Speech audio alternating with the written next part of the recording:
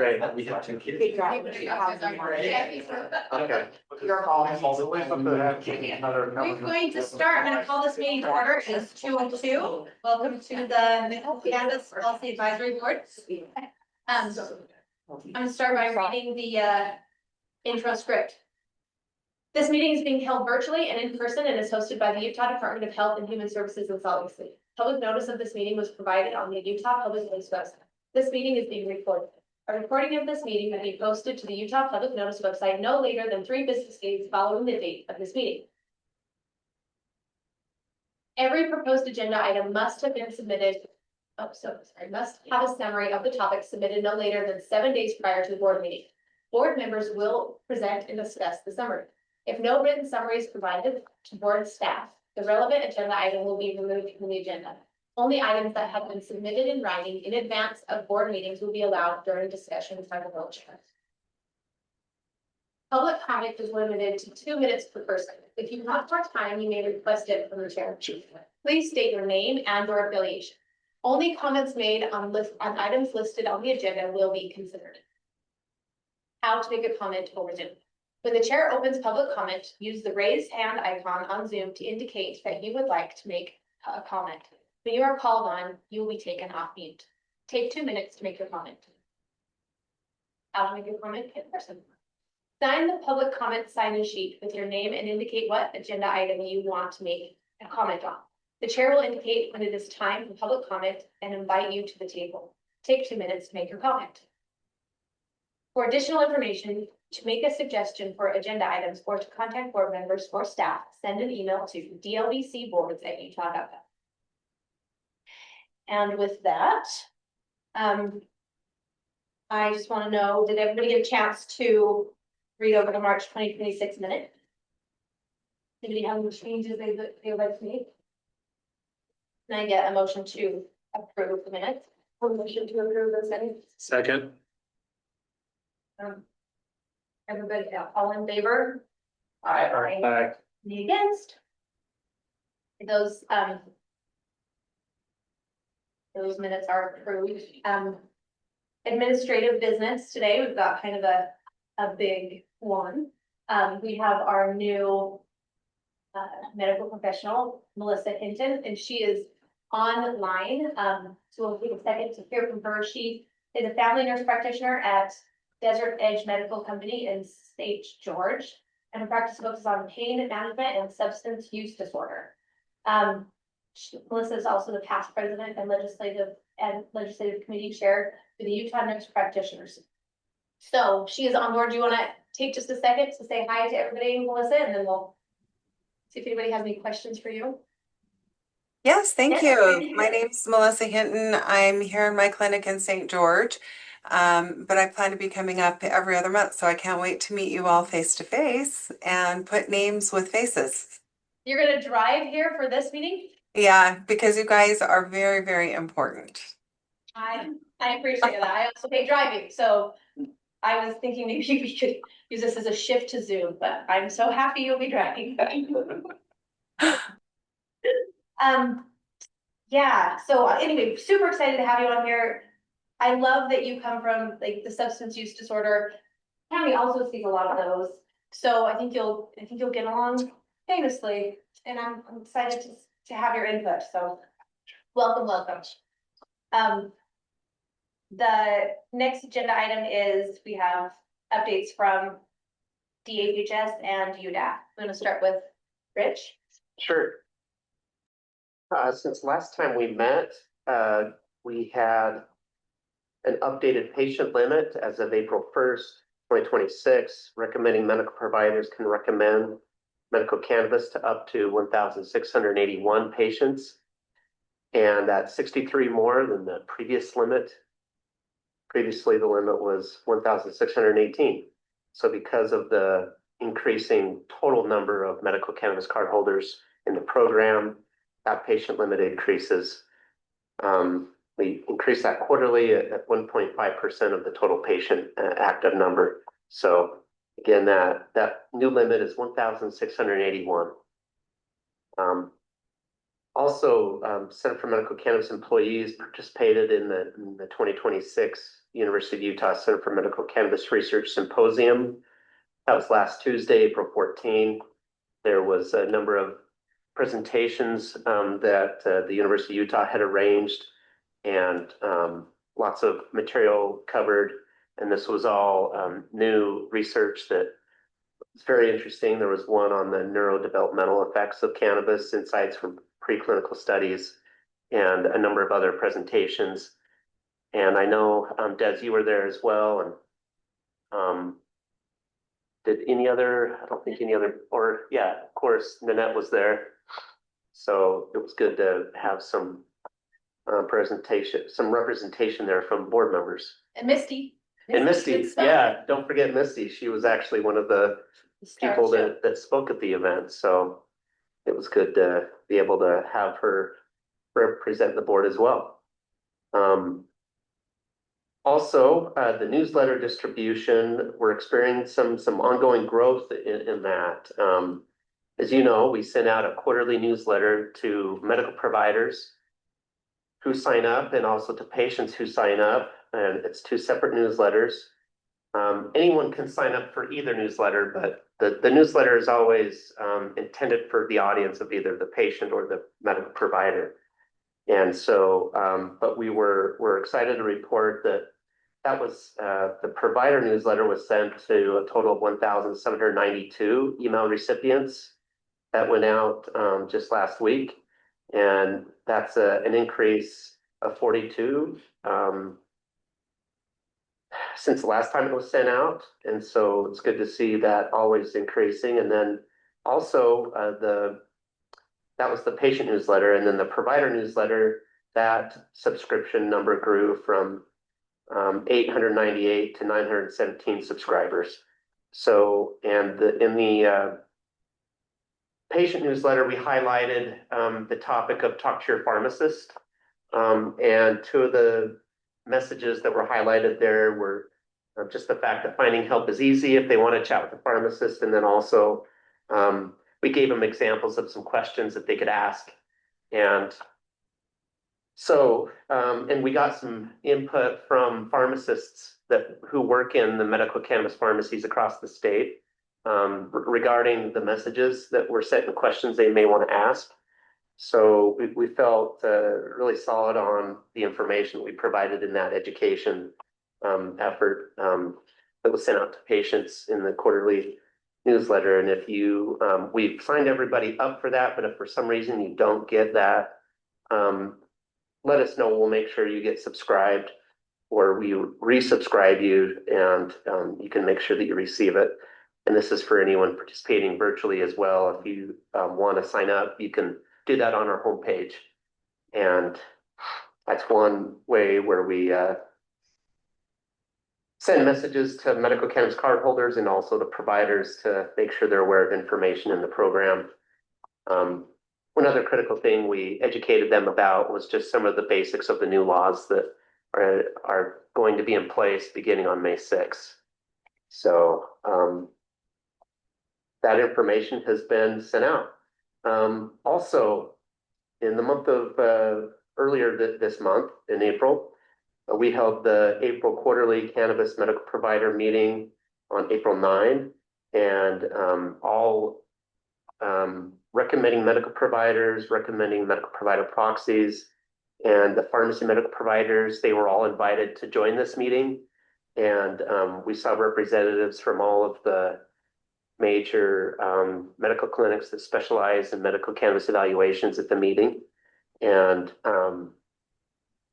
what the meeting highlight was the 2025 Utah Medical Cannabis Market Analysis. And so all that data was able to be presented to that group, and they were able to ask questions about the data. And we had a representative from UDAP there to participate as well. And that presentation highlighted key findings from this major survey. And that survey included over 14,000 respondents, which was a significant number. So it was good to be able to share that general information with medical providers and clinics and pharmacists throughout the state, so they can be aware of some of the things about the market. And yeah. So that meeting was again held on April 9, and the next meeting will be held in July. Also coming up on May 14, I'll be presenting, and Dr. Matt McKipp will be presenting at the Ogden Medical Surgical Society CME conference. That's Thursday, May 14 at 2:30. And this is just another opportunity to share information about the program with physicians and medical providers in the state of Utah, mostly in northern Utah. And the first hour will focus on some of the new laws. Second hour will focus on treatment information that Dr. McKiff incorporates into his presentation, and it'll also have information focused on where there is evidence of medical cannabis making a difference for patients. And so, yeah. And then just some general statistics.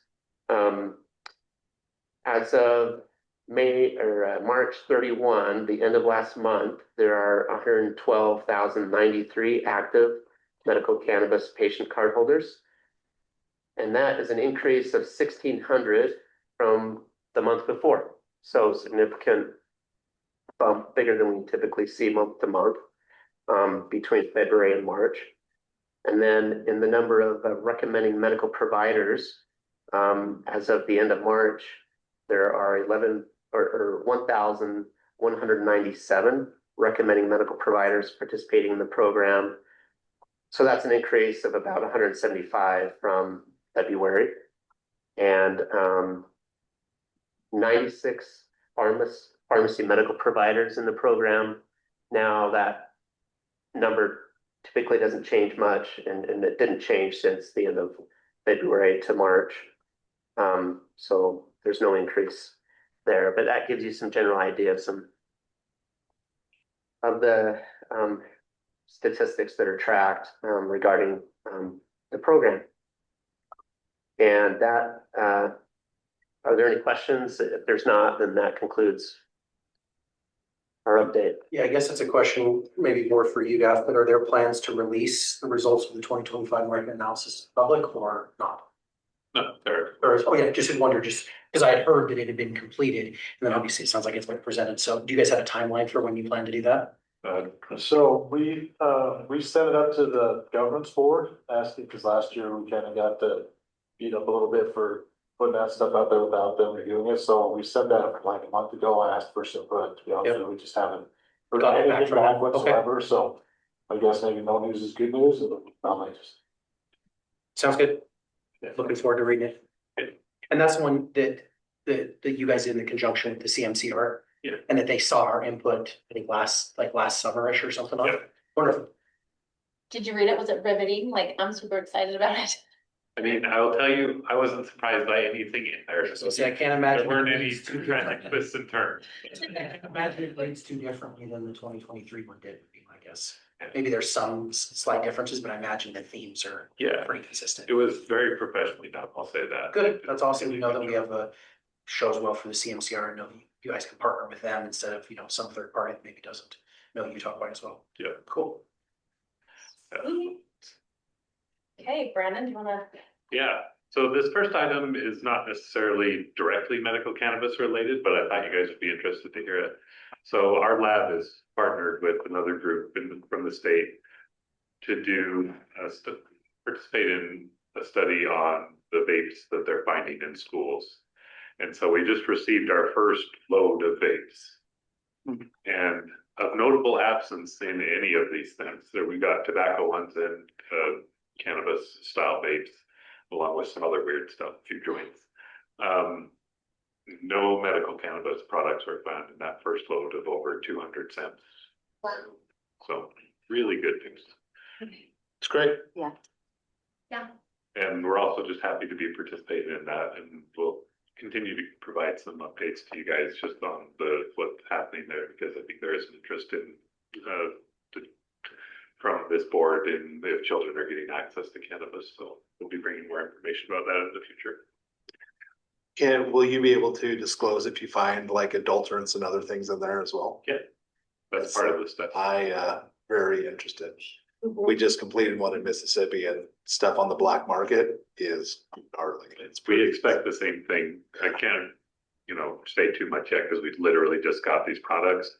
But a lot of them claim to be from the same brand, and yet the brand name written on the package looks different on every single one of them. And You can buy packages for that, like Gorilla or whatever that have an actual brand just to package them in your garage. Is what the kids tell me. Yep. So we're expecting some interesting results from all that. That's cool. Awesome. Next, I wanted to talk about a couple of rule changes that the industry has proposed to us. We haven't drafted anything on this yet. We just wanted to get some feedback, early feedback from you guys, and give you a chance to think about it a little bit more before we take more feedback from you at the next meeting. We're currently making some other rule changes based on statute, so it's a good time to get these in if you guys have preferences on them. There's two changes that were suggested. One of them, in this one, I have some concerns with. The gist of it is processors are currently allowed to test cannabis concentrates in batches of up to 4 liters at a time. So they can get up to 4 liters, have the sample technician come and collect some of that, bring it to the lab, have it tested.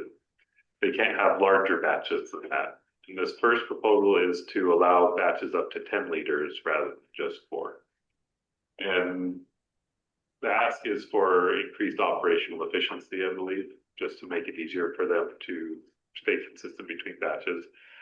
And I totally understand that desire. The difficulty I have there is 10 liters is actually a substantial amount of product, and it makes it very difficult for our sampling technicians and for the processor to guarantee that it's going to be a homogeneous sample that is collected at the time of sampling. These things are very viscous material, so it can be difficult. You got to warm that whole vat up, make sure it's stirred up really well, and collect samples at different heights within the column. And so it seems like it might be very difficult to do that with a 10-liter batch. So we're open to input for you guys, and if anybody has concerns, wants to talk about it separately, we're welcome to email me. And if it sounds like there's support for doing that, we can go ahead and draft a rule. Hey, can we jump in on this one already? Absolutely. So a couple of thoughts initially. And so as the processing representative, there's two main concerns. One is having larger batches decreases cost. So every single time we do a massive run of distillates and so forth, and we have to break it down into 4-liter batches, it's just a lot more cost every single time. And if we're running the entire lot out of one run, it should be congruent amongst all 10 liters. Now, if I'm doing 4 liters, 3 liters, and I want to put that into a batch of 10, that seems weird. That seems not okay. The last thing is, if you're getting tested at the distillate level, you're still going to end up having to have final product testing also. So if there is something that's off, that should be detected when they're taking final samples for whatever the final product is. The distillate is a keystone for making concentrated material that you know what the concentration is, and also for sale within the industry. Does that make sense? Mm-hmm. So it's not like that particular thing is the final product, and it'll still have to go through more testing again. So this is testing sort of on top of testing, and I think there's good reason to do so, but those are the two concerns that immediately sort of stick out in my mind. Yeah, and there's certainly some things that I thought about as I was mulling over this potential rule change. The two things that I would counter with are people do use the results of that initial test for formulation, and it can result in inaccurate formulation if they don't have good homogenization in that initial test. And two, just the practicalities of getting 10 liters all warmed up, mixed up, and ready for sampling at the time the technician comes. That's already we've had concerns. I don't want to call anybody out specifically. Sure. But we've had issues with sampling technicians going out and not having the concentrate all marked up and ready to sample even with just 4-liter batches. And it Which also affects the homogenization of it as well. So if it's not all equally mixed, you're gonna have problems. So yeah. So I'm not saying the department is a hard no on this. We just wanted to make sure that we're considering it pretty carefully and we're open to feedback from the board on it. We have a comment from the state. Yeah. You can see that. Which was back. Oh, Oh, is that from the last item Yes, on the vape study? Yeah, we're just doing the analysis for the study. The group that's contracted us to do the analyses in the lab will be publishing those results. So Brandon, I appreciate your position. I think it's good if we talk more next meeting about this. Let me think a little bit about it, because one of the other ways to solve this would be, I know we hate to create too specific of rules or requirements for how to do things, because it just seems more like burden. But if there's a way to save cost or save a way to do it, but it all has to be warm and mixed, and like there might be ways to overcome some of those concerns in a way that makes sense for your people as well. Because, you know, one of the things that already concerns me is the fact that you said sometimes when we show up, it's not already homogeneous and warm already. I'm like, well, if the problem is homogeneity, then we don't have that now with certain things. Well, So to be clear, we do make sure that it is by the time we sample. By the time, yeah. Sometimes they have to walk away and not sample that day. And other times they're sampling so many things that by the time they're ready to leave, it can't be brought up to temperature and homogeneous.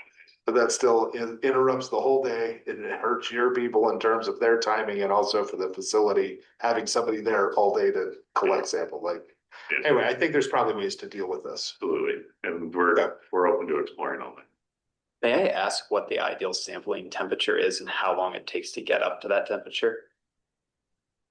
I don't know off the top of my head. It You depends would on how never- you're heating it up. You would never want it at probably above 100 degrees Celsius, but it needs to be warm enough that the whole thing is liquid, like it can be mobile. So And it for- doesn't have to be boiling hot or anything, but it needs to be mobile. And it is a concern, like how you're heating it and how long you're heating it, because there can be degradation reactions. That's right. All right, on to the second one. And yeah, please do provide feedback for the next meeting. We're happy to talk about this one. So on to the next one, there was a request to allow for bulk testing of things like gummies prior to being packaged. And the reason for the current structure of the testing is because we have concerns with microbial and foreign matter contamination in the final product. That's why we wait for it to be packaged. The concern from industry, and it's a very valid concern, is it's difficult to put labels onto packages that have now been stuffed with gummies, for example, because it's no longer flat. And so it adds operational costs for doing that. So the ask is to let them test on the bulk gummies for the cannabinoid content, which should not change during the packaging step. And then they can still do that final product testing on the packaged product for foreign matter and microbial contamination.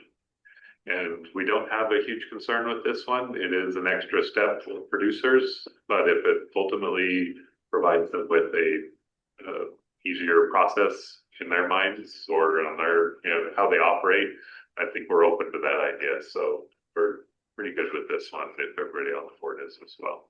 And similar to the change that's already been made around flour. Obviously, there's a little bit of a difference there, but very similar to that change that's already been made. Yep. Okay. what do you two think about it? I think it makes. People in the game. Yeah, well, I think it makes a lot of sense. I mean, especially because when you're making gummy batches, you're making them in bulk. And most people are using packages, not jars. If you have a package labeler, then you want to run them flat. Like that's the only way to really do it at any efficiency, and especially if you've done a large batch and you're needing 1,000 packages, doing those by hand. Come to a processing facility on packaging day and watch how inefficient of a process it is to try to apply a fact panel to a package that's full of gummies as opposed to having it flat 100%. and being able to run it through an automation machine. And I think as long as you're getting that final package testing for purposes of adulterants and that kind of stuff, you're still ensuring that the product is safe at the end stage. It's just allowing you to be able to populate that fact panel because the fact panel has to have certain information on it. And the way it stands now, you cannot do that until you get a final package test, and everything has to be final packaged in order to go through final package testing. The only other way you could possibly do something like this is to allow you to do somewhat similar to what Colorado's doing with where they, as long as they test clean on a certain number of runs, they then basically get the benefit of the doubt going forward. And I do think we should revisit at some point, whether as a board or in conjunction with you all, the concept that you guys were going to propose to the legislature around GMP and how that might decrease some testing requirements. Because I think for a lot of businesses, the costs of testing are a hidden cost that really drives up the kind of what it is in the overall scheme of what you're paying for, or what you're required to lay out there in terms of money. So I think there's only one of two ways to do it. I think this is probably a better way to do it, and seems easier. So I think as long as you guys don't have concerns, I wouldn't have any. I wouldn't have any concerns either. And really, to JD's point, packaging and labeling are so inefficient in this industry because of requirements. If I were, GNC and I could just produce millions of bottles somehow, then have representative bottles get sampled, that's one thing. But I have to do it, with different types of packages from different types of products. It'd be another thing too, where if we had specialized people in the industry, one group makes all gummies or something along those lines, but since everybody's trying to play everywhere, you have 5 machines, and if you can't utilize them, man, that's 3 days worth of work. Yeah. And would it be possible to extend it to, soft and hard confections and? Oh, yeah. anything? Sorry, I was just using gummies. Yeah, just as an example. Okay, Yeah. yep. I think anything where it just makes sense to label them flat, we would be okay with this same concept. And I like it because it's still the final product gets tested, so that should still be fine. I think it's great. Love it. Well, and it sounds like it'll save time, and saving time usually saves money. Yep. Complete cost savings to patients ultimately. Yeah. So I expect at least a 20% decrease in product on shelf cost. I'd like to see the analysis of 20%. I came up with it myself. So, Just something, very often. And is that all for you, Brennan? I mean, Dr. Forsythe? Brandon's fine. No, I got a couple more items. We will draft that second one for sure. Okay. Let's have a little bit more discussion on item one. Okay.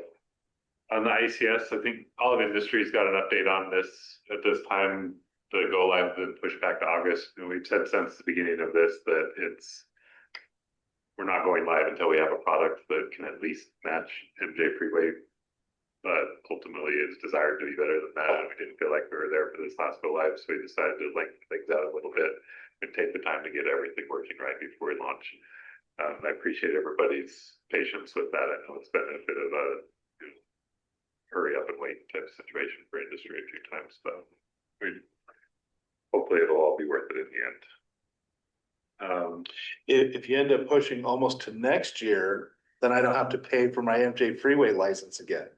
So. Is everybody on that schedule, or are you guys all on different schedules? They're all mostly on the same schedule. There's a When does few. that happen? There's a few outliers, Yeah. but my point is, it probably has to be done by then. So I don't want to pay another year for MJ. Yeah. Oh, how much is that? That one with Commissioner Joe and ask on. We won't do it in a public meeting, but I'm happy to tell you, it's more than it should be for what we I'm get just- from them. Wishing we could prevent that from happening. For a lot of industry. That's part of the goal here. Yeah. Thanks. Well, thanks for at least being transparent and honest about how it goes. I mean, that's better that we know, so that way we can plan. Yep, absolutely. And if there's any questions on that, feel free to reach out. All right, we held the last licensing board meeting under the current board structure this past week. Going forward, it'll be the 3 full-time board members. We'll be posting those positions soon, so get word out to people in the industry to keep an eye out for those will most likely go out next week, post on the state website. And So they'll be in place for the June. that's the goal, is to get, it is kind of a tight turnaround for how fast hiring happens at the state, but it is the goal. Perfect. But that's it. Okay, Thank you. Well, thank you. any other questions for Brandon? We're all good. I'm gonna take the time back just again really quickly because there was something I forgot in our business. But we have some guidance for the Open and Public Meeting Act. I'm just gonna read you guys really quick and then we can quickly just discuss it. Because we did have some questions on, can we text? Can we work on a Google Doc together, which I really wish we could, but it says, board members must host a committee meeting without the need to inform. Board members may host a committee meeting without the need to inform or admit public. However, there must never be a quorum present. For MCPAB, that means no more than 4 board members may attend. So at any time we can meet, like when we went and toured, we've toured a facility before, so we just have 3 at a time, 3 board members, so that's fine. Just no more than, we can never have a quorum, but then 52.4.210 does not prohibit board members from electronically communicating outside of public meetings. We can text. Texting, emailing, and calling another board member is permitted. However, 52.4.208 prohibits a quorum outside of the public meeting in order to predetermine an action or vote. So I cannot be talking to JD and be like, hey, when we get to this agenda item, vote this way. But that says with a quorum, right? So, With the so quorum. with JD, So but I have. Des and I talk together, Des and I can say, hey, we agree on this issue. Up to 4 of us To can 4 have of a us. conversation where we say we agree on an issue. Once we get to 5, it's gotta all be done in. So 4 is a yes. 4 is a yes, 5 is no. Yep. Okay. This was the clarification I wanted, because I was like, otherwise, how do we get any? How do we do any work? Sign? Yeah. Yes, that's right. So, because having 4 board members on a Google Doc is honestly better than 3, even because like if I'm sending it out, I'm one of them in each one, Right. right? And I have to be in order to read. So, communicating with a quorum of board members outside of a public meeting to discuss potential action the board can take is prohibited. Additionally, emails and texts discussing public business related to the board could potentially be subject to a grammar request. So that's even if it's just 2 of us, that's subject to a grammar. So that's just something to note. I would like to just put on public record, 99% of everything I say is sarcastic. So if you ever want to grammar my stuff, be prepared for that. Take it with a grain of salt. So, but yeah, so even if we're just talking one-on-one, then that's subject to a grammar, but a quorum is 4. Any decisions cannot be made outside of the open public meeting. So any questions surrounding that? Thanks for the clarification. Yeah, okay. Then, as we move on with the agenda today and we're kind of setting up these committees and talking about stuff like that, we just need to keep that in the back of our mind for committees, making sure we don't have more than 4 of us on any of those at a time, so. Okay, now we're gonna turn to Nanette here for item number 5. We're gonna just quickly go over the previously advised recommendations and discuss them, maybe prioritize them. Is that what? Yeah, I wasn't gonna read through anything. I'm sure everyone remembers everything we voted for and. I don't know, Nanette. I think if you read this word for word. Okay, let's get ready. Let's go. So, buckle up. I'm gonna go at half speed. Yeah, so let's just talk about them. Does anyone have anything to bring up on any one of these items that you'd like to revisit? I think one of the things that I want to do with this item, and anybody can speak up, is I want to kind of prioritize what we have talked about and what we want to make sure that we push this year as we talk with lawmakers, what we want to be our items that we bring to the yeah, and so if anybody has anything that really calls to them, the first thing I would just say though is the 30 bullet points at the top are actually very informative. 2 recommendations were added to a bill that didn't pass. right, Okay, 7 were recommendations that were added to a bill and passed, which means there is a value proposition for us doing the process. Right. Because some of the stuff that we're recommending is actually going through and having an effect. And then 13, we're not. It's not a terrible, bad record, actually. No, it's not, but I want to know which ones of those were benefiting patients. Well, this is one of the reasons, we'll get to this in a minute, around our goals, right? Because until we state that our main goal or one of our goals is to make sure the patients are the ones benefiting, then that's not the criteria that those 13 were or were not included in. So it's just a consensus of good minds around the table. Yeah. My opinion. Nope, I love it. Yeah. I do think that number one, the expanding qualifying conditions, now that is gonna be given to the licensing board. Not to Lonnie spread. As far as making recommendations, it's a recommendation to add the conditions or not. And I think that's one that we should keep an eye on as the year progresses. Quite frankly, I don't think it went far enough. But I think the devil will be in the details, right? I think it's going to depend on how the CCB works with this new professional board and whether they decide to take it on their own or whether they only take it up, based upon, applications from the public. And we don't even know what that process for the applications from the public will look like yet. So I think it's one that we should keep an eye on. But I also think it's one that we should consider, standing on our recommendation. Because it's not like it's unprecedented. It's not like there's not other places in the country that have served as an example. And I think if we plan to continue to normalize cannabis as a medicine, we should trust a single provider to do what we're going to ask a 3-provider panel to do. I don't think it's much different. If you trust 3 providers to come to the same conclusion, how come you couldn't have just trusted the one provider who's closest to the patient? So I think we should keep an eye on that one. So that one you kind of got halfway.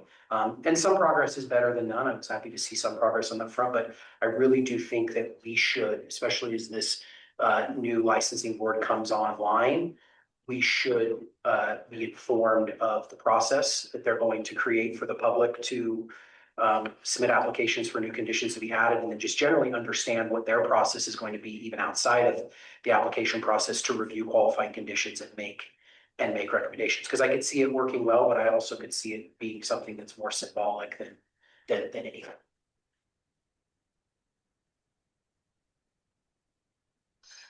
So I guess that's a long-winded way of saying I'm not sure we should take any action quite yet until maybe we know a little bit more about what the process will look like and let it play out a little bit. Yeah. And just thought it might be important to just clarify that there won't be any adding of qualifying conditions unless the legislature takes Yes. action. It's a Yes. advisory recommendation. Yeah. Under the statute, Yep. right? So, yeah.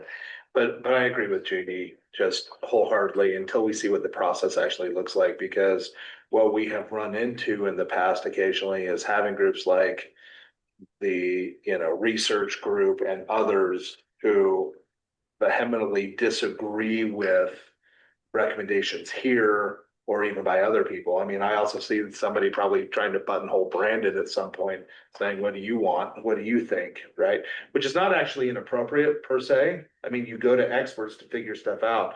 But what I don't like right now is that we're all siloed and we can never get a consensus very well with all of the groups to present to the legislature. So considering that we have 13 recommendations that were not added to bills, is not surprising to me in the slightest, considering that we never had agreement from the various groups about how we should think about doing these things. But again, to JD's point, long-winded to agree with JD. I don't think we know yet what that looks like.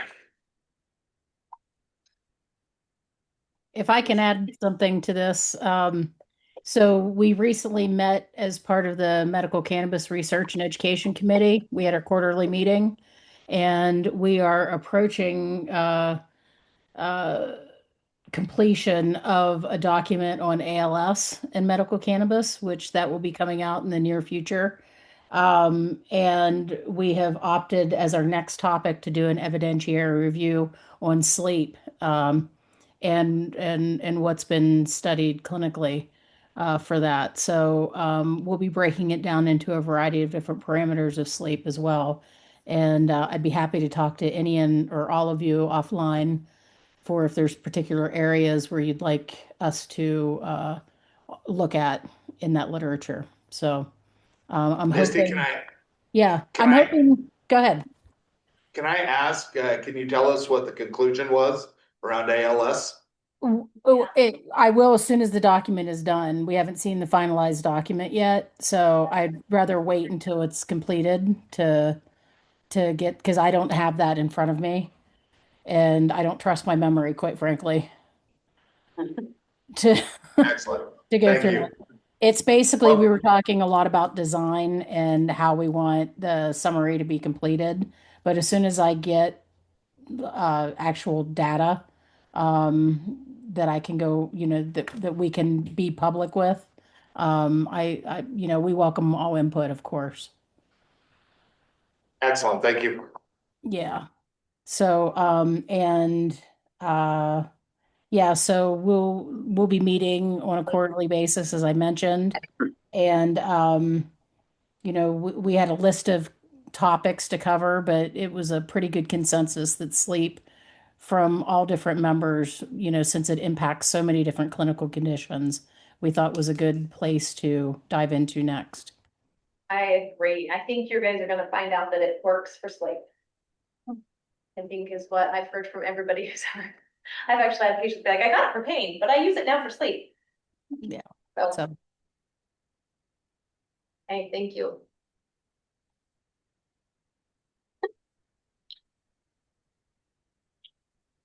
That, you wanna go over any of the other ones? Yeah.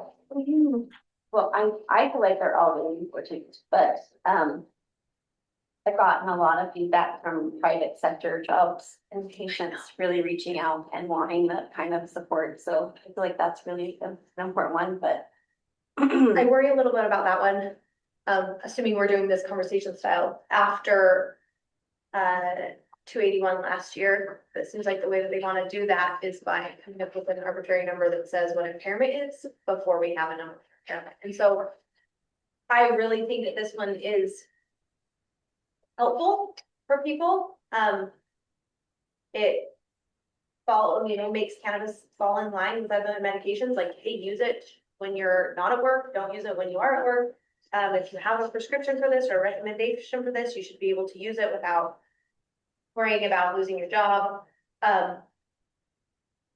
However, if we're going to, and I'd love to hear other thoughts on this, if it means that the cost of that would be adding a number of nanograms to state impairment, I'm nervous because we have, until we can prove what the impairment number is, I don't want to, I just feel like we would be compromising for something that's not real. Right. But we have so many patients that are complaining of this, no doubt. So I would love anybody's thought on that.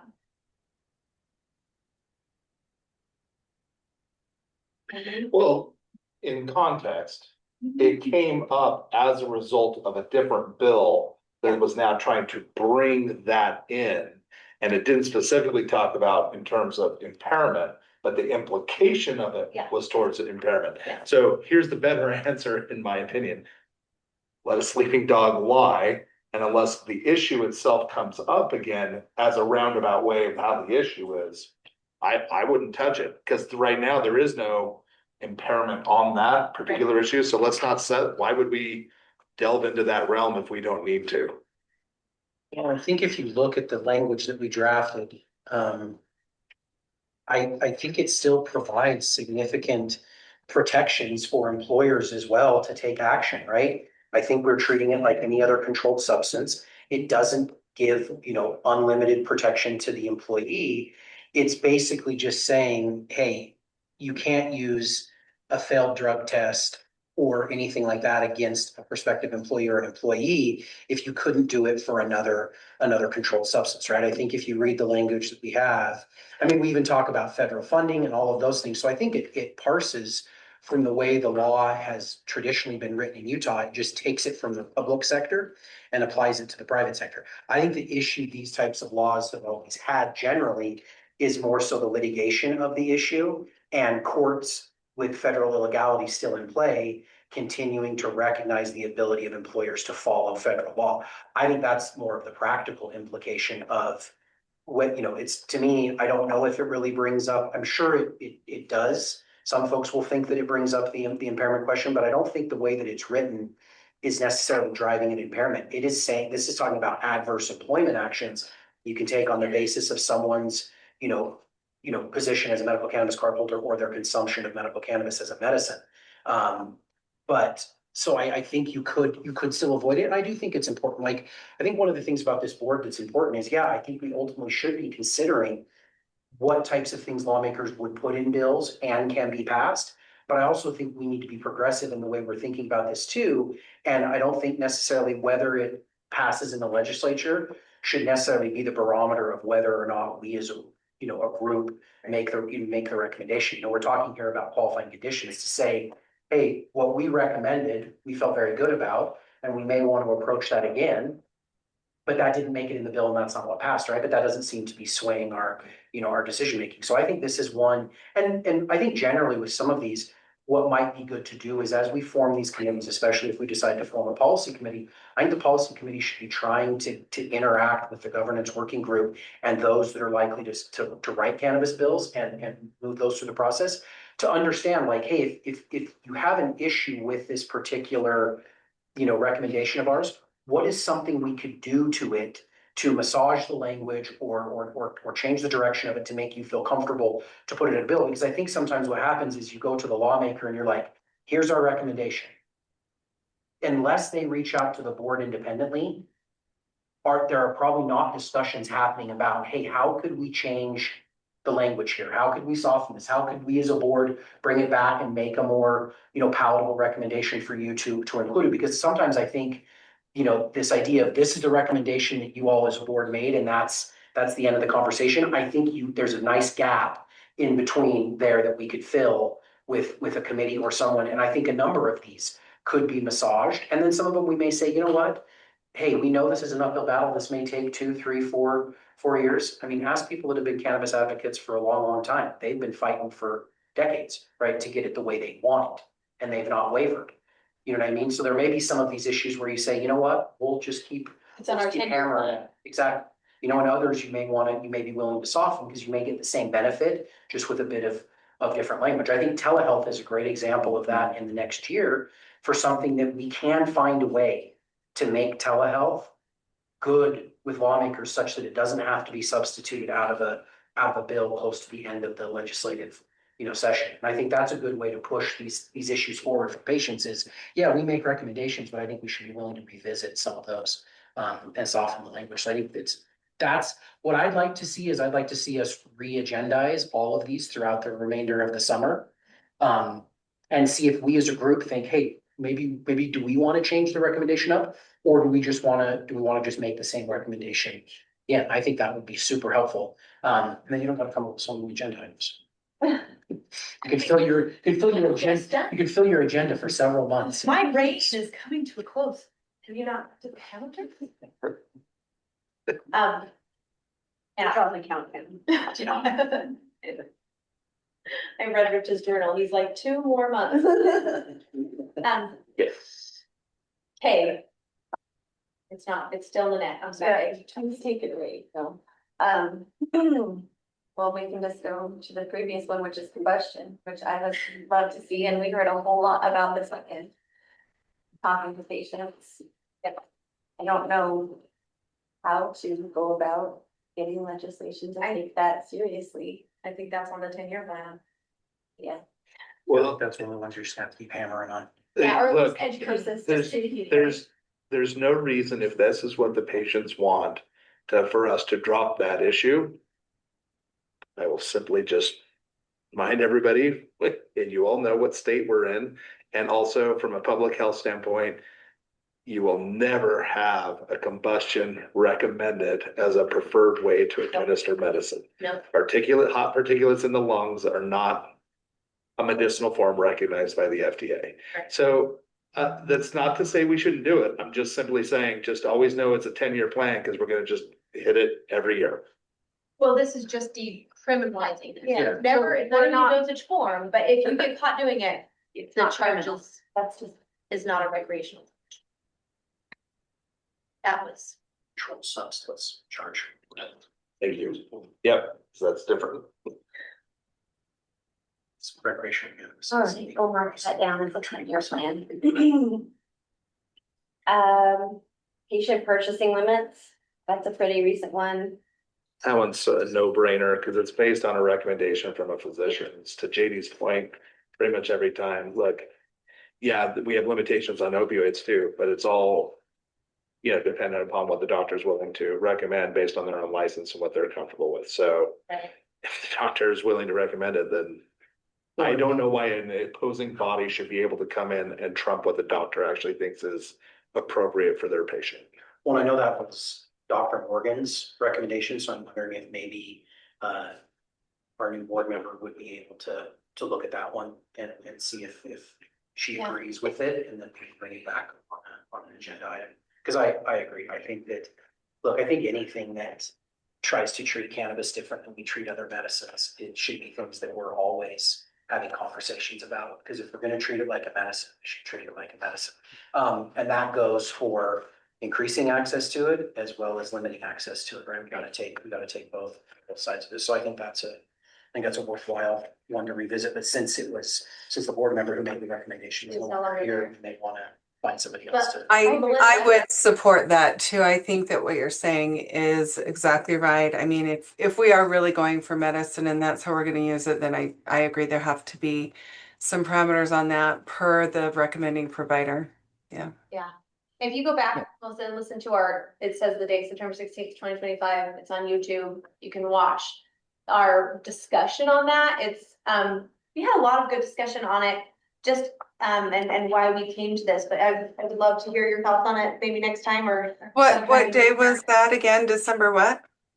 September 16th, it's on, if you look on in the handouts that are on. Oh, your okay. Yeah. Email, the dates, Trevor is so awesome, he put the dates above each item, so we can go back and re-listen to the discussion if we want. And it might be, because we would love your input on this one, it might be really beneficial if we went back and listened to that discussion. And to see why we landed where we landed. And then, just let us know what you think about that. Yeah, got it. Thank you. Well, thank you. All right, let's just move onward. April 15th, the removal of requirement for a medical cannabis card holder to publicly transport medical cannabis in an opaque bag or box. Isn't that one? This is a no-brainer for me. What? How did I miss that? They just don't have to carry it in the bag or box provided by the pharmacy. They still have to carry it in a bag or box because that was changed to match up with the change where the patient could bring their own opaque bag or box. So This is again. removing that requirement. Yep, and it carries a potential, I don't know if I don't think at any point it becomes controlled substance charge, I don't think so, I think it's just an infraction. But to know that you could be fined $100 for carrying your Mylar bag, your completely sealed, appropriately labeled opaque flower bag just in your hand, that could subject you to an infraction. And look, I think you're not gonna see a change in the way pharmacies conduct themselves, right? The pharmacies are still gonna provide exit bags and exit packaging and all of that stuff. It's just that if you're a patient, carrying it in public, that it's like, and look, most patients on the way home from the pharmacy are gonna carry it that way. But not everyone may carry it that way every time they have it. And for them to be subject to $100 fine is just, I don't know, seems quite harsh. You could probably be carrying a more lethal controlled substance in a pill bottle, right? Right. That I got from Walgreens outside of that little paper bag they give me and not be subjected to any kind of fine. So I think that's another one where we should just match it up, right? Well, that you could have picked up for somebody else without That even too. any questions or Yep. signature or anything, right? Walgreens and up and see it. Yep. I do get the vein of us, I like the board is trying to make this treated like a mainstream medication. Do we need to revisit problem solving courts? No. I don't think we No. do. Okay, I'm good with that. Patient costs, I don't think we really need another much on that. We did want an unbiased third party, study Absolutely. that I don't think ever happened, and I don't know if industry is still wanting something like that. I will say You guys are all this, kind of doing it on your own now. we have the same problems today that we had a long time ago in terms of perception, the way people think about things. People often just assume industry is a bunch of money grubbing people who are trying to make every penny we can make. And I think that's an ignorant position, knowing what taxes, I mean, the person who says that we're making too much money, I'd love them to talk to me about 280E and all of these various other things and testing requirements and all this other stuff. Having an independent study is a good thing for industry, because you don't have to believe us when we say we're doing the best we can. Yeah. There is a way for us definitively and objectively look at this, and in comparison to other states who have equivalencies or anything else, Utah does pretty well. That doesn't mean I don't think we shouldn't continue to strive to lower prices. We should actively always be looking, because people deserve to be able to take their medicine and afford it. 100%. I don't think anyone in the industry would disagree with that. But us trying to defend our pricing is that people will always just say, well, of course you would say that. Of course you would say that. And that's really the issue. I don't think this was ever designed to make you guys have to defend your pricing. What it was is to find the ways in which we could do better, so your cost was less, so that savings could be passed on to patients. And like with the packaging thing that is happening, I mean, even if it's little Right. things like that, that we can look at other states and say, they're not jumping through these hurdles, they're saving money. Can we do that similar thing with industry here to help the cost? Well, this is why the independent group becomes important as well, because, if you look at what our requirements are versus others, we have actually a pretty good program. Yeah. If you compare it to some of the states that have less requirements, yeah, everybody saves a little money, including the patients, but you may well have adulterants in your product. So, Yeah. Yeah. So this is the whole point, is like, it would be really nice to have a third group come in and say, based on the value of what you're getting versus what we are, how do we save money? Where are places we can streamline?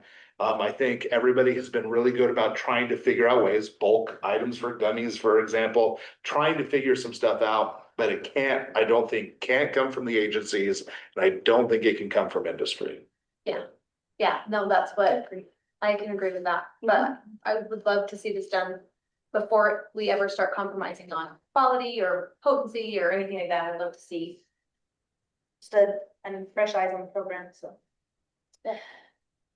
Okay, all right, January 17th, 2024, capping medical cannabis officer licenses. Already happened. That happened. Done. That's done. Great, so And everybody if give those us two a rest. licenses, right now, if both 2S Medical and then Gold Naturals / Origins, if they are both licensed, that will. Yeah, what's that? Just have So one more. Yeah. Cause Golden's already killed it. No, so we're at 15 currently. Okay, because that'll take you to 17, so there still will be one more. I mean, that happened, so. Read the email. It was good, by the way. It What? was good to cap it. Yeah, no, 100%, it needed to happen because we changed the rules of the game. So Needed to happen. it needed to happen. All right, and then the other one that got killed was telehealth renewals from. Which, And if you go back and you look at the recommendation that we made, I'd love to see that come back on the agenda. I know, look, I'm still not sure I know what the concerns were this time around. I mean, it passed 8-1 out of a House committee. I know there was some opposition, but for it to pass 8-1 out of the House committee, it was what kind of surprised to see it pulled from the bill. I'm sure there's reason, maybe I've just not been made aware of that necessarily. I'm sure there was. Obviously, you don't just do something like that without having reason to do so. But I'd like to revisit it in a way that maybe, like, if we find out what those concerns are, yes, but I've heard other concerns around You know, I always hear about some doctor in Florida in his basement in gym shorts that is gonna be taking advantage of doing recommendations. No, that's the exact quote that I've heard before. Brandon's heard it too. Gym shorts, huh? So, well, it gets. He's wearing He's wearing pants. It becomes a longer version each time I hear it. But what I'd like to do is maybe make a recommendation around Tiny around seven. that, to ensure that maybe they have to be, they already have to be a Utah registered provider, but maybe you require that they also can see patients, you know, in person as well. You know, something that guards against the ability for a Utah physician to be living in some other state and just doing telehealth renewals only. But this is the way that medicine has gone for 6 years now. Since the pandemic, we have allowed controlled substances to be recommended and prescribed through telehealth. And we continue to extend those rules every single year at the federal level. Utah has their own telehealth act, and it has very specific requirements around providers. I would love to see us get to that place. And again, it does not require a provider to do it. If a provider says, you know what, I'm not comfortable with this being a part of my practice of medicine, they don't have to allow telehealth. But if there are other providers that feel comfortable doing it, they should be allowed to do it. And if they think in their professional judgment, they can do a proper analysis of someone to essentially confirm a condition that's been previously diagnosed, right? Like, I think that's something that's a bit different about cannabis is generally in the first instance, most of our RMPs are not making an initial diagnosis, right? They're mostly confirming a diagnosis, probably from oral history most often. I think there are a couple of conditions we have where they still have to be, you know, substantiated otherwise. But I would just love to see that. And I think if we're looking for, you know, low hanging fruit for patients, telehealth is a perfect example, especially where it's become so widely accepted, you know, in the practice of medicine. And we're 6 years on from the pandemic and it's still part of the federal, you know, kind of, you know, structure around prescriptions. I was gonna say, we met a patient yesterday, like, first time getting their card. You know, and some of the reasons were, like, they're finally prioritizing their health, but they have to drive until, it's not like they found a doctor in their area. We have it on healthcost.gov. And then I think that's not being used as much. Also, I think we need to expect that the RMPs are saying the actual cost instead of what they're gonna charge, and then all the extra fees that add up. So it's not really portraying the actual cost anymore, but we're having patients drive to someplace that they could find online, you know, 30, 40 an hour away.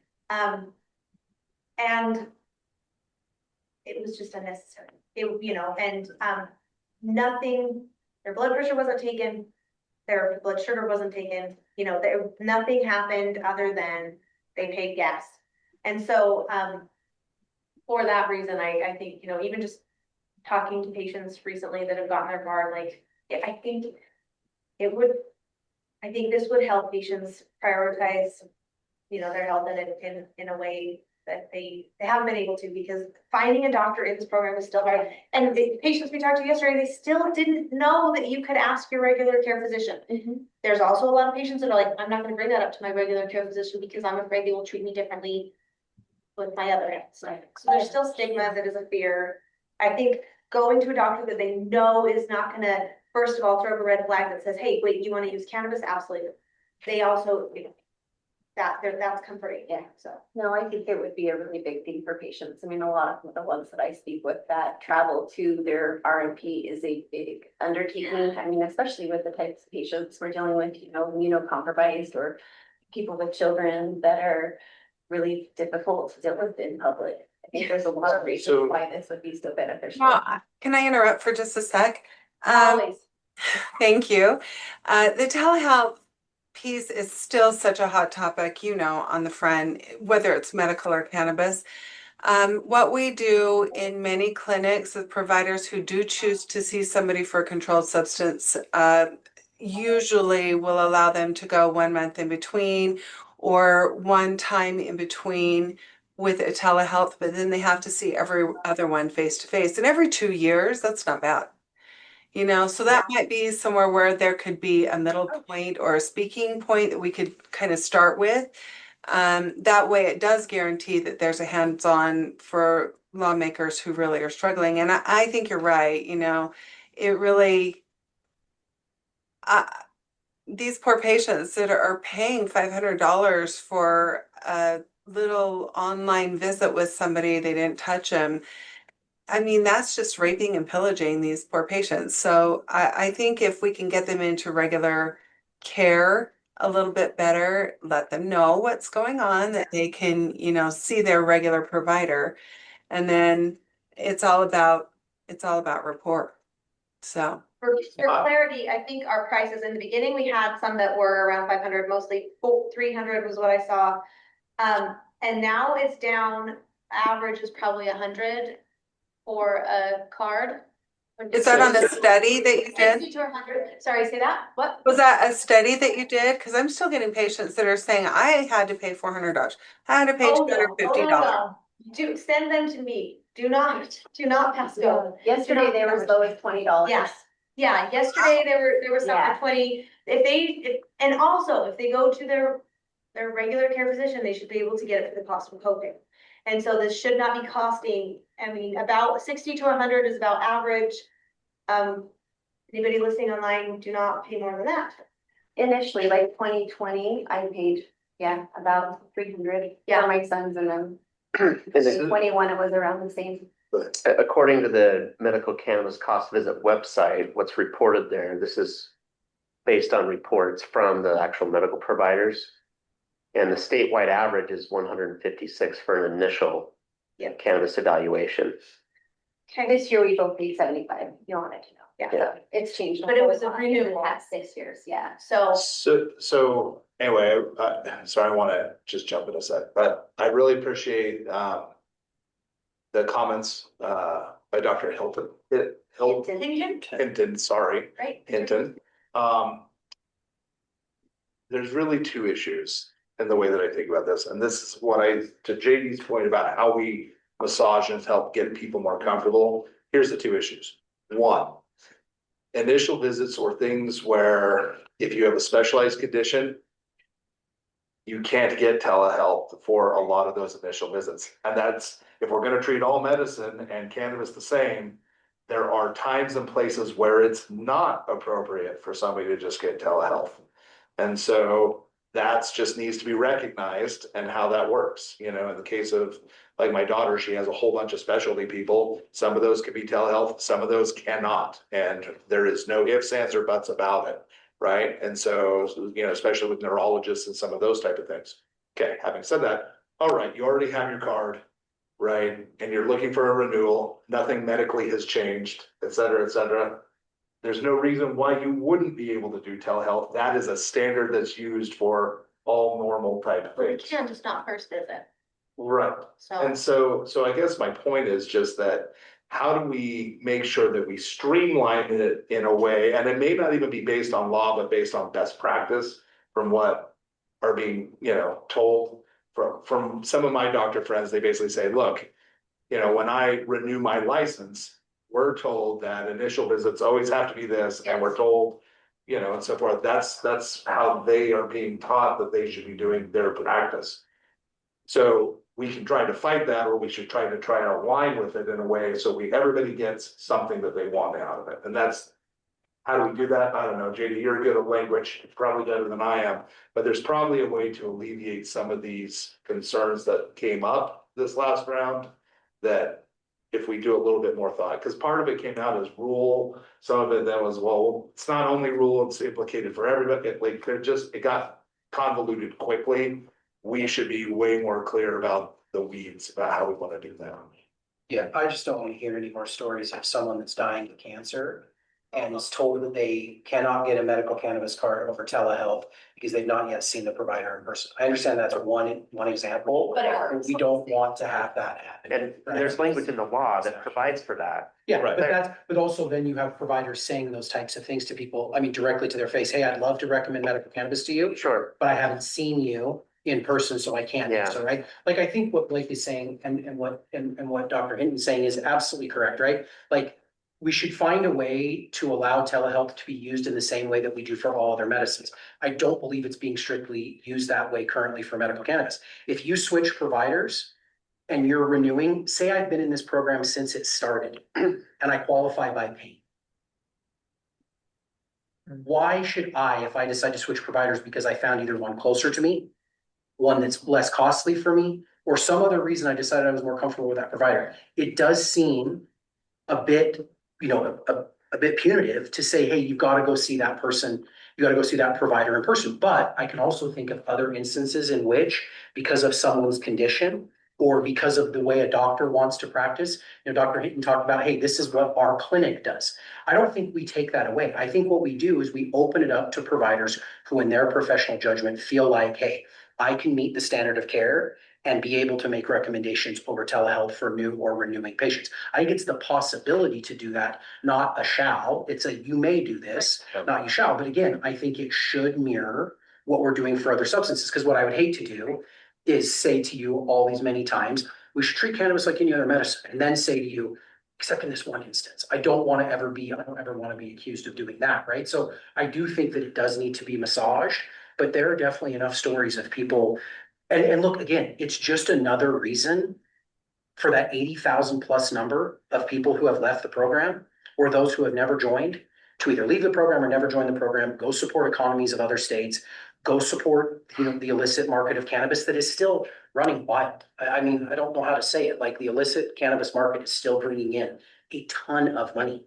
And if we want Utahns to consume cannabis in Utah by recommendations by Utah doctors, I think this is something that deserves revisiting. But again, I think it deserves revisiting in a very thoughtful way to make sure that we're not trying to treat cannabis, more favorably than we would another controlled substance. I agree with all that. One last point is, it's not our job to regulate shady doctors.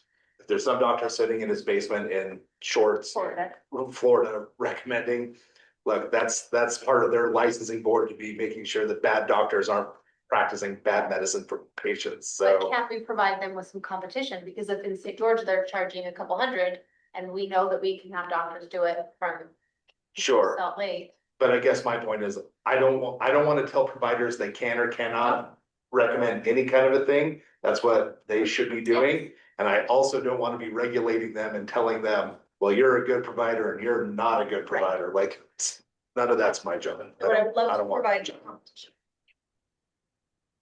Okay, that sounds like a good then. All right, well, I mean, there's one we skipped on the front page, but who's that? Decoupling. One of our very first. Yeah,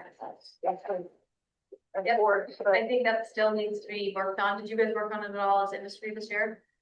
No, I think everybody's waiting on Schedule 3. I think we all kind of just have our fingers crossed about that, but let's do, It's just hard here in Utah because it has to be a tax credit and not decoupling, and that seemed to be what was the sticking point in the conversation. Is some folks got in their mind that somehow it was giving like a break to industry financially, and all it was doing was saying you should be required to pay these taxes, but we can't decouple from 280E because Utah doesn't have its own independent set of deductions. They just follow federal deductions, hence can't take federal deductions on cannabis, take state deductions, right? So it was posited more as like a windfall to industry as opposed to what it truly was, which was taxing us as any other legal business would be in Utah, but it just seemed not to take off. So hopefully descheduling, or I really hope descheduling happens, but I don't think that's the route they're going right now, but rescheduling happens because that is one of the things that absolutely happens with respect to rescheduling to Schedule 3. I will say one thing though, it still may be worth the fight to keep working on this, because what I hear a lot from lawmakers and others is no matter what happens federally, they want to maintain the Utah program and have exceed the standards of whatever the federal program is. Okay, if that's the case, then why don't we come up with a way to start fixing the taxes now for us? Well, and I know there has been bills introduced in Congress that even if rescheduling does happen, to maintain the 280 tax credit, and actually a Utah lawmaker has signed on to one of those bills as a supporter too. So it tells you that there is some support for maintaining the 280E structure or the tax, even if it is rescheduled. So yeah, I think it's unfortunate because of the way that we have to go about it. I don't think it's the concept itself necessarily. Yeah, that's right. Who was it from the state that was working on that with us? Do we remember? Probably Faith and Gardner with the tax commission. You're right. Yeah, that's right. Trevor. Try. Good job, Trevor. All right, and the last one is the medical. Thank you, go ahead, Missy. I just had a thought that since several of the items that we've discussed come back to this initial concept of cannabis as every other medicine, perhaps when we get a finalized statement for on each point, maybe we could couch these 3 or 4 items in a larger document uh, with the intent of cannabis being treated like other medications. I think sometimes when you can pair uh, these things and package them towards a common goal, it might be more palatable. Um, and you can wordsmith it in such a way that, it's basically putting it in the same type of formulary that is used for other medications. So just a thought, once we get closer to our final wording on each of these, we might want to consider making a larger recommendation and having these be subpoints within it.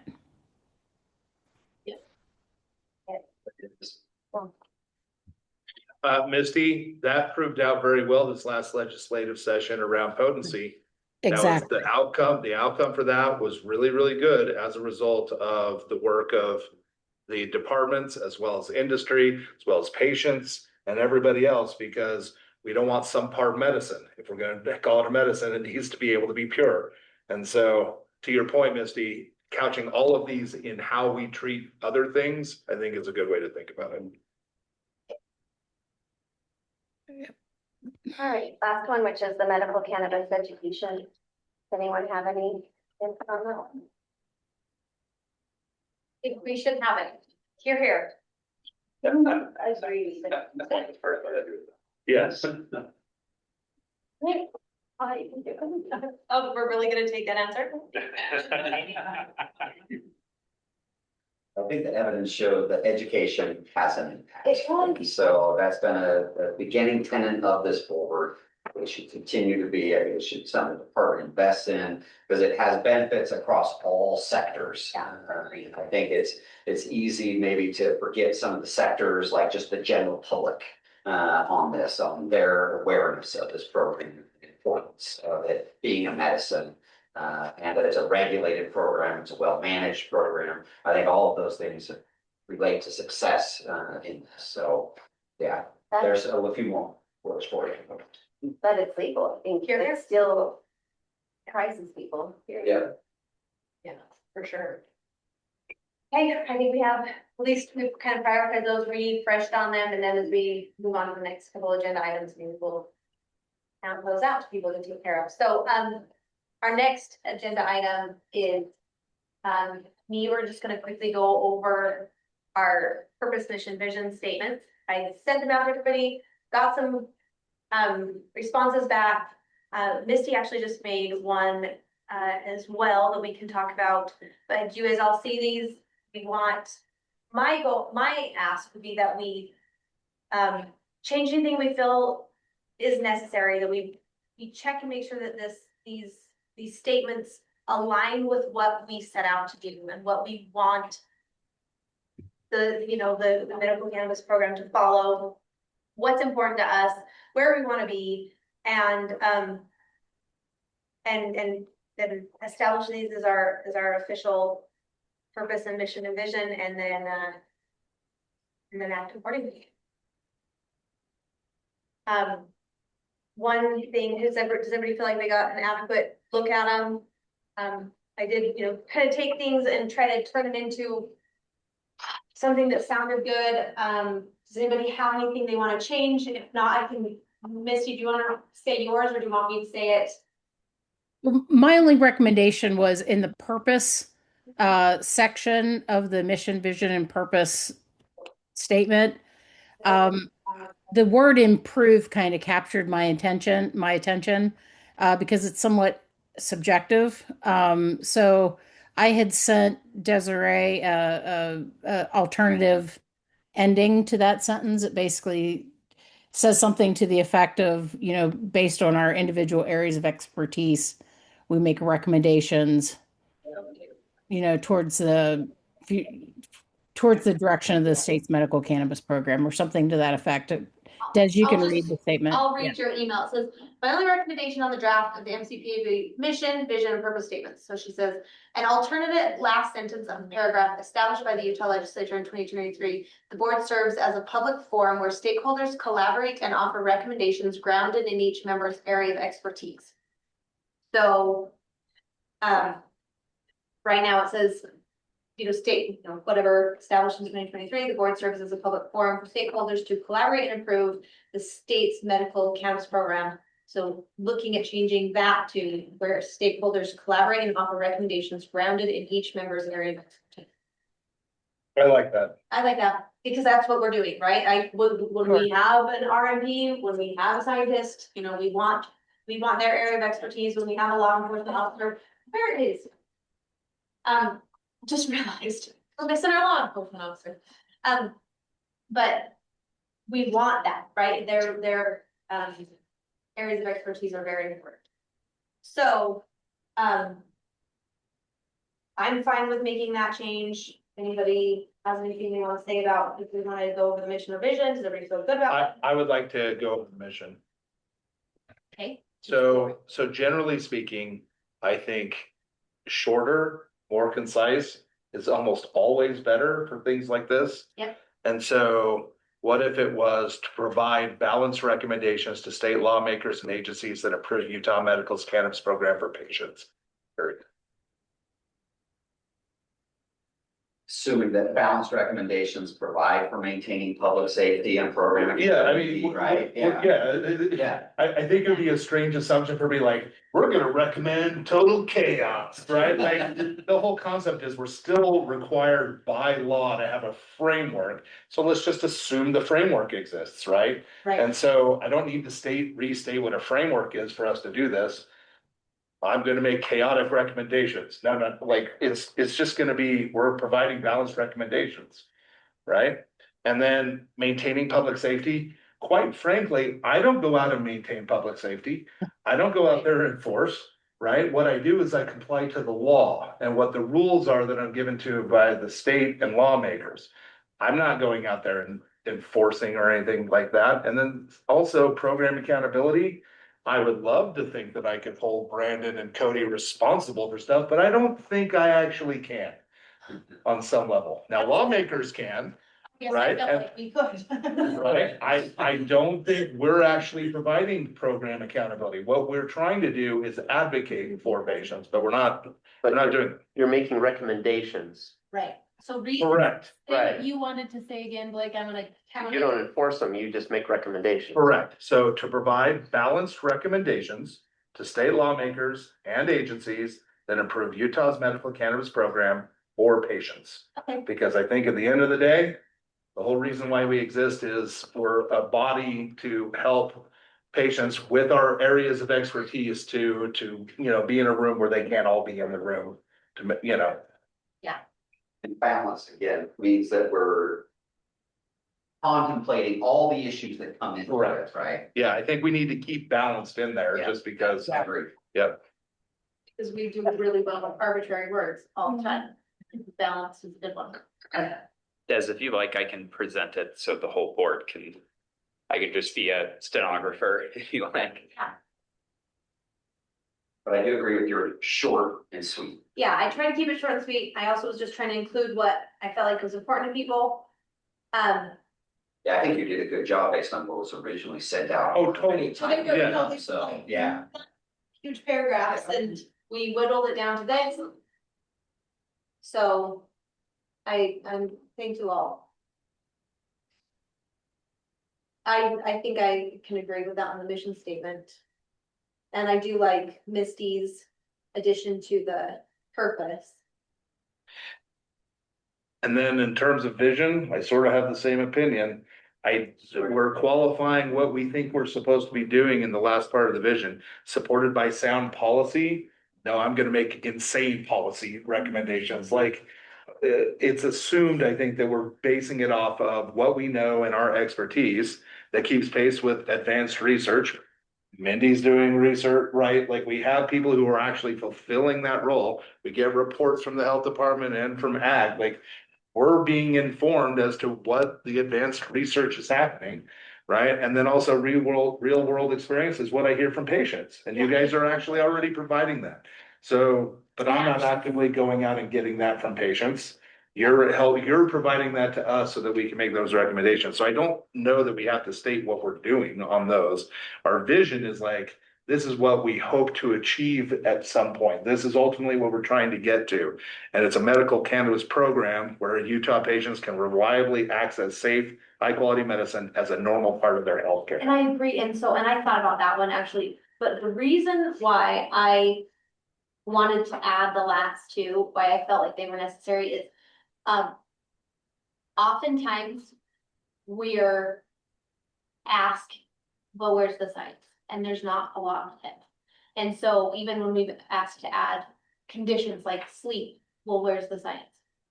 Well, it's not available. And so, and in our buried in 3001, the first bill, it says like, this does not have to be scientific. I forget the language. JD can find it or I can, but it basically says we understand there's not science. This doesn't have to be like proven scientifically in order to run the program in Utah. So I wanted to kind of have something that says like, we're going to be using science, but we're also going to be using real world experience. We're going to be using patients for the, future. So I'm not married to it. Like I said, I just put these on here and I just want to, my goal today is to just get something that we can all vote on today and have this established. Yeah. I do think by saying that we don't have to follow science, but then supported by sound policy that keeps pace with advancing research undermines that position. Yeah.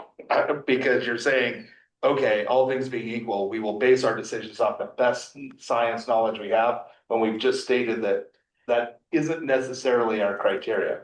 But we also don't want to appear to be non-scientific, because if you just cut out advanced research and put real world experience, then it's a bunch of dude bros coming in and making recommendations, bro. Right? That's not what we're trying to do either. So I get what you mean. So I think you can accomplish that just by not having any of that there, but I'm willing to like listen to that. Here's the last thing I will tell you, and this is just an example. I just recently spoke at a medical conference full of directors of the Mayo Clinic. And I can't tell you, every single person in there was pretty darn sure they were the smartest person that's ever existed, and definitely in that room. But I will tell you this, I wasn't even there. I know.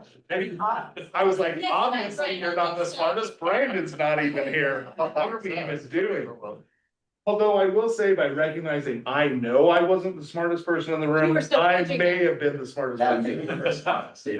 My invite got But here's the thing that was interesting. What kept getting quoted to me over and over again was all this information that was coming from 2018. Every one of them had done a whole bunch of research and said, well, the study that came out in 2014 that I read in 2018, look, we have a lot more information now than we had back then. And so even your statement of like, well, we don't always have science. Well, that may be true, but we have more and more all the time. And part of the reason I'm interested in Misty's ALS data is because I'm right in the middle of peer review for a paper we did, and it includes ALS. And we have a lot of data. I mean, a ton. And so, but I don't think we have to qualify that. I don't think we have to come out and say, well, we're at the cutting edge of the most recent data in the entire universe. Like that's sort of silly too. Okay. So. Diddy, what do you think? I do care about what you think about taking out those last two. I always care about JD. Well, because he thinks in the way of like law, like I have no issue. if it's in or out. Yeah, I'm good either way. I think specific or more general. To me, I think the more important thing is gonna be the goals we develop and the committees we set up to carry these things out. Because I think all these things are guideposts for us. I think what comes after this. So yeah, I have no issue with what's been proposed on so far. Maybe coupling off of that, and this may be a goal, not necessarily something that falls in here, but we mentioned it again today, treat it like all other medicines. Does that something that makes sense to be in a purpose, mission, or vision? Yeah. Or is that a goal? That might be a goal.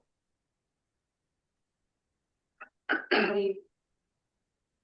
Trevor, is that a goal? That's been his strategy. Trevor's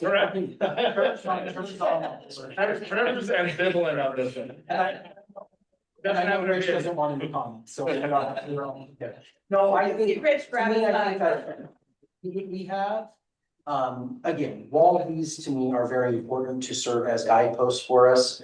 I think what our goals are and how we accomplish those goals is ultimately what is Right. going to be most, most Yeah. supported, effective. And so to me, if we think that someone's gonna read this and say, oh, wow, you went too far with that, what's the harm in deleting a couple of words? Because we know what our goals are, we Yeah, figure out what our that's goals are. So I don't have a problem with shortening any of this stuff. And again, a lot of this stuff is things that we, that we espouse to and are hoping to achieve. But I felt like it was more of a strategy and more of a goal than it would be in a statement, but I just want to make sure, because this is one of those key pieces, I think, and so. It's a really good point, actually, and the fact that we keep talking about it over and over again means that it's important in terms of our ethos of how we do this. But I think JD's right. We should put that in form of a goal, that we will use a lens of making sure that it is comparable to all other medicines Yep. as part of the lens of which we view If it issues. doesn't fit that, it's not gonna be a recommendation we make. That's right. And one of the things that I love is JD does this almost every single time that we have an issue come up. Even when we were looking at last time with our law enforcement professional, is this the same when you look at this system? Yeah. Versus scanners, like, so Yeah. we started to do that already. So I think Yeah. that's the right way to do that as a goal. So. I think JD has taught us that the value of having a lawyer on your board. I'll stop, guys. So the way you would plan to make the edit here is basically you just put a period after healthcare. Yep. We just want to make sure. So, Yep. and I think we can do, if anybody wants to make, we have to just make a motion on each one. You can, because this is a live document, I'm happy to edit it as the board talks and then you Yeah. make a motion on the finale of that. So here. Yeah, let's let's do that. Give him. Can I say one more comment? Oh, Yeah, and it may completely be the therapist in me, and I'm open to that. I really, the normal word, really, I don't like the normal word. And I wonder if maybe it would be better if it's high quality medicine as a part of their standard or standard. Perfect. Yeah. Sorry, no, she sent me an email. Maybe that's a personal thing. Yeah. Nope, I like that. Yeah. That's good and that's better. Okay, standard on vision. Or standardized healthcare regimen or something along those lines, just mix in normal. Sure, if they hand you mine from seven. Cause mine is way missed here. You pull up Lisa's language and just give it to him. Okay. If you wanted to maintain some reference to research, I would at the end say something about in line with evidence-based translational research. Okay, when he gets down to that one, restate that to him. Okay. Well, Trevor is talking, do we wanna look and see if there's anybody online or in the room that has public comment on this item? Here, I can take this down. Oh, I'm sorry, I thought maybe you could do it while. I can do it well too. At some point, we need Trevor to have like 4 screens. And you type with both hands, like. You just start reading it info. Yeah. If you say typing with both hands. Yeah, like multiple. Oh. Because I normally use both. Yeah. But I don't mean like this. That's technically 2 hands, but it's really 2 fingers. Those toes and all. Yeah. That is. You're worth your salt. Yeah.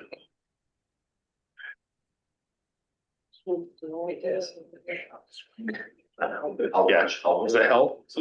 Especially if I'm really intense in my staring at you. Well, I think that There's a PDF copy of this that's uploaded on Jonas website of the original, right? Correct. Yeah. Yeah, no, not my strong suit. You seen how fat my fingers are? Patience. It's like donkey hose, like kind of. Des, you want to accept public comment while we're working on it? Yes, there is. Oh, so someone But here. she wants to talk about something different. Oh, Okay, it was just the previous thing we had discussed, so I didn't know if you wanted Yes, to. I would have to leave the phone. So if you don't mind. Yeah, she, we Okay, can, yeah, we got it. we're gonna do a public comment that has nothing to do with what we're talking about right now, Okay. Yeah. cause I can. Sorry. No. I'll get you out of here, baby. It's, Sorry, about the let's- low potency benefits. Okay. I've had some issues, keeping the consistency of low potency products and stuff. I've seen a significant clients and as pharmacists have put it to me. I wanted to get a recap of what happened with that law. It passed from what and I don't understand why I've not seen it in the industry bulletin from MCPAB or the Department of Health, that the pharmacies, the processors don't have any communication that it's okay to continue making these gummies. And I think some people know, but as a pharmacist, we need to be better. We need these tools, lower potency products to be available. So, and it's correct. Yeah. I'm having a lot of consistency problems with all processors too. So, and when I reach out to the processors, they tell me that it's not like financially feasible because the low potency stuff is not as popular. It doesn't sell as much, but I still need the products available. So I just would like a way to figure out. Before you go on, Minnie, would you just state your name and Yeah. represent really quick? Mindy Video from Beehive Pharmacy, and I'm a pharmacist. So Mindy, this doesn't, obviously, since I'm here for all processors, we can Yeah. have anybody make them. It doesn't really matter to me. But what I will say is, a lot of times I get told that there needs to be items. You know, I hear this from other groups, like, we need this, right? And then I'm like, okay, can I get an MOQ? Do you need 50 units, 10 units? What does this look like? And then I sort of hear silence on this. Literally, if you say, I want a 1 to 1 to 5, or I want something that's low potency THC with at least 2 other cannabinoids in it, and I'm prepared to order 20 units, I can get a processor to get you what you want. I promise I can make that happen. But my concern is, since we've had no communication that these potency, low potency things are in fact legal now. I worry that the bigger pharmacies are not ordering that, therefore the processors are not making them, and therefore the small rural pharmacy myself cannot request them. So I just need better communication. And I don't know, I don't wanna force processors to make lower potency products, but we need some sort of statement saying that we encourage them, we need them. You can ask any other pharmacist how difficult it is to deal with new patients. We don't have a good variety of. So what kind of potency are you looking for? So that's a good question. Primarily, the issue I'm having is edibles. So I need a low potency, around, I'm gonna say between 1 to 2 milligrams to 5. That's the potency that I'm missing. Yeah. And then do you, Capsules, gummies, every, not just the gummies, but tablets, gummies. and tablets as well? Yes. And Yes. then, We've had some processors, Lady, for example, is going out of business. They specialize in both Lady products, they're completely cutting the line. So I It's need 'cause somebody Red's to gone. yeah, and I'm seeing each It's 'cause Riverside Red's cut a couple of theirs, or they cut 205 milligram gummies and they double the potencies. So I'm just, I don't know if you guys can help us out with. I know we can talk about it. So if I, that. yeah, we actually have communicated to industry. We have post-session updates. So we have. Well, me as a pharmacy, I haven't heard that. Oh, And I looked over the industry bulletin, so maybe I just missed it. Yeah, How- for- where's the communication? and that's where I want to go. If there's a better way that we can communicate it to people, we're happy to. You know the industry bulletin that you send with but I didn't see it in the last week. Okay, That's So you can so if you can, go back and do it. We'll send it out as next one. okay, because I worry that, the people who are ordering products in those pharmacies I don't see. are not pharmacists. And if they start communication saying that this to me is always on the shelf, I haven't really received anything out of that. I don't know if the processors, they probably know, but maybe we could just send something saying, we need these products for each other, state medical, but pharmacists need these products. I don't know how else we can. We're happy to send that out again, because, yeah, we see these as high value products for the patient. Okay, thank you. Yeah, let's just, you guys can talk after and then I'll reach out to you. Yeah, I thought so, but Yep. bring that up. Thank you. Thanks, Mindy. Okay, Trevor. Coming back. we're back on our regular scheduled program. Des, before we move on, can I bring up one other thing? I think, We- is it about this agenda item? Yeah, about the Yeah. mission, vision, and purpose statement. We kind of closed up kind of quickly, but in the vision statement, we had kind of left off after healthcare. Yeah. I recommended something like informed by evidence-based translational research. That kind of gets at keeping it But evidence-based, does evidence, that? Yeah. Transitional research or evidence-based research. Well, if you say evidence-based, then I wanna go back to adding real world experience or something too. Yeah. I don't wanna leave out personal stories in, you know, So what she saying to add? Research.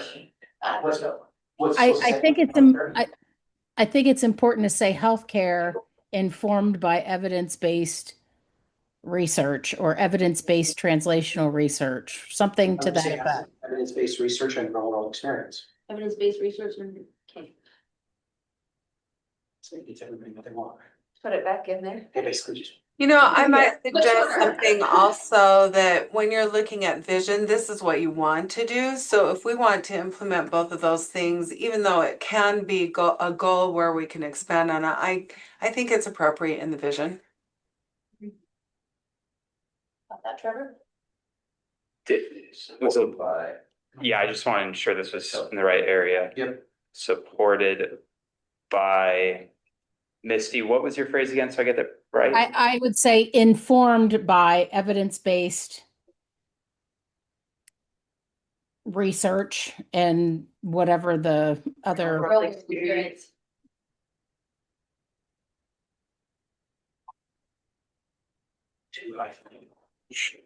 Can you tell I like hyphens? I can get rid of those. So hold on. I love hyphens. You do.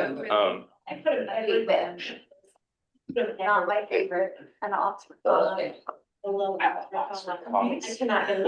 fight on this later. Yes, Yeah. I will compromise on this one, but evidence-based technically requires a dash. It is the board's decision, however. Want the dash? Throw in the dash. I would recommend the dash. So But- can I ask a quick question, Misty? Yeah. So standardized healthcare, I feel like is something that the layman understands because everybody has healthcare in some way, shape or form, right? So evidence-based research, how many people in here are current on all the most recent evidence-based research in all the cannabinoids? I mean, so if that's one of our standards, that's a pretty tall standard for us to reach. I might respond to that by saying the standard would be where you really set the goals, but the vision is something that you're hoping for on the horizon. So as evidence-based research develops, then we would continue to build on that. The vision, I don't think, in my experience with doing these things, is not actually a confirmed statement about who we are and what we do. It's about what we want. Okay. And Accepted. I would add to that evidence-based research is actually more open than standardized healthcare, because right now the status quo, the quote unquote standardized, does not include any minor cannabinoids. But we have evidence-based research to suggest they have some utility. I accept completely. Yeah, but the vision. I mean, supports. standardized is kind of limiting because a lot of what we're discussing is not quote unquote standardized. But that's our vision, right? That's what we want it to be. We want it to be more a part of standardized healthcare rather than like this weird anomaly that people do in the dark. We want it to be a part of the standard healthcare, Correct. right? If I'm understanding correctly. Yeah, I think that's right. Okay, I'm good. Okay, I have one more thing. On mission to provide balanced recommendations to state lawmakers and agencies that improve. I think technically it should be that improves. Utah, sorry, just a small little thing. Yeah. Never apologize for proper grammar. No, never. No. Made me happy. Provide. But JD's gonna counter it. Hold on. Mhm. Well, actually, you may want to not make this a possessive. You may want to say the Utah Medical Cannabis Program and remove the possessive part. Yeah. There, that, Okay.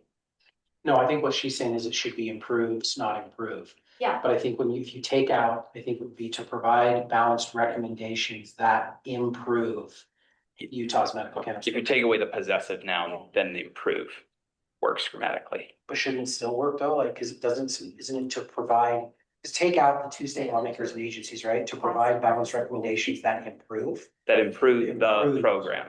Improve the program. It improves the Utah Medical Cannabis Program, that's what you said, Utah Medical Program. Actually, that's right. So I think you do have to remove. The possessive and just make it Possessive. the. Yeah. Improve that. So Improve that Utah. If you wanna use improves, you can leave it as written. If you wanna use improve, you take away the The possessive. possessive would be improves Utah's program or improve the Utah program. Yeah, I would just say change it to improves Utah's medical cannabis program. I feel like that. Yeah. Reads correctly. actually putting a the in front of a Well, proper noun. it depends who you ask. Like the DHS writing guide, we avoid possessive nouns, so they imply ownership, Yes. right? But I mean, So- all it's medical cannabis program. All right. The putting It's the, a question, yeah. So it depends who owns what. So right? even if we get rid of the possessive, is improves correctly? So say we just say improves, so we'd have to say improves the Utah medical cannabis program. Improves that. Yeah. That's how you guys would know it. You can say that provide balanced recommendations To state. that officers and improves agencies. the Utah medical That cannabis. improves singular. I mean, balanced recommendations is actually Yeah. plural. It's a plural. We're, Yeah. we're talking about many recommendations, right? But improve can The cover recommendations. plurals, Improve, not so improve, Right. it's really like dealer's choice. So if you're gonna say to provide balanced recommendations that improve Utah medical cannabis program for patients, that's correct grammar. all I know is that. You leave the state lawmakers and agencies can be in there, but it's recommendations as plural, so improve is the correct version of. Right. Yes, so the way you got it written to me is correct Yeah. grammatically, from my perspective, but again, I'm not I'm a half wordsmith. Dr. Hinton? Flip a coin. Yeah. You know, this is great entertainment. Wait, they say the Ukraine. I'd say you are wrestling with it. Right. Diminish. Otherwise, it's over. Power, yeah. Right. I do believe Rich is correct because recommendations is plural, hence improve is the correct version of the verb. It's not That's improve. what we've been saying. I just sounds better and also that's grammatically correct if it's plural. Right. If it were to provide balanced recommendation, like talking about one thing, then you gotta change it. Yeah. If there's, Remember, hot topic in campus. Yeah. if there's one thing we know very well is the DHHS writing guide. So Yes. Yeah. Oh, Yeah, so I'd like to move that the CAB approve the purpose, mission, and vision as presented by Trevor on the screen. I'll second that. we get a roll call vote. absolutely. Let me just flip a page. Have space for that.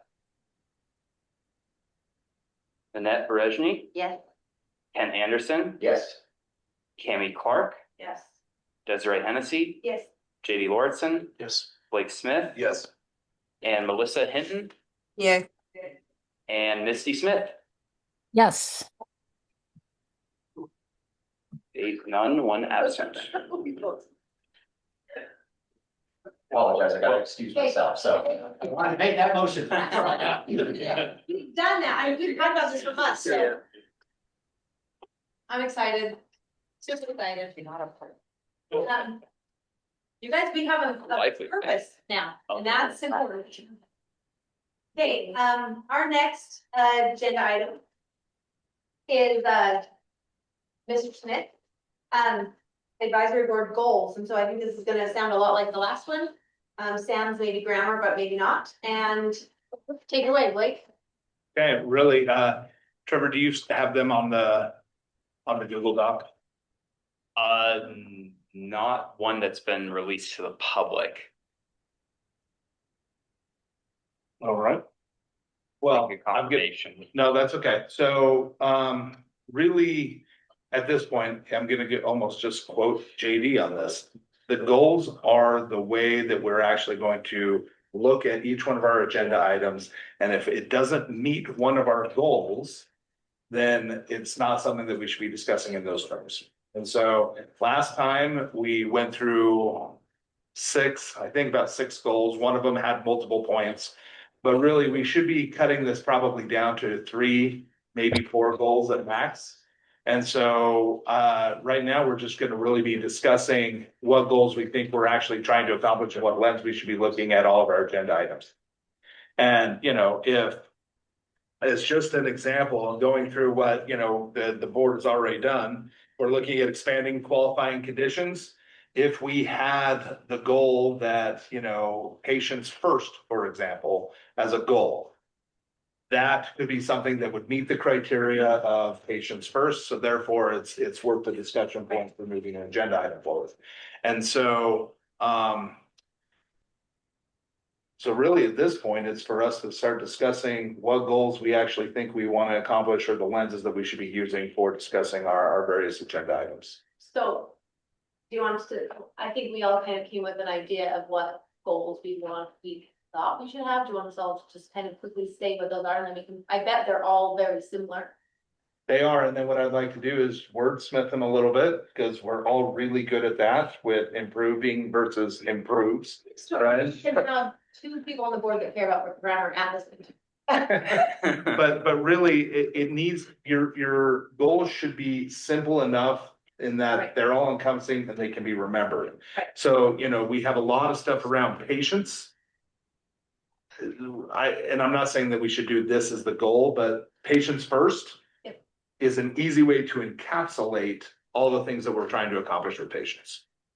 The good news is the goals discussed at the last meeting are in the minutes, so I can pull that up. Oh, let's Just do not that. a Yep. working document. Yep, that's great.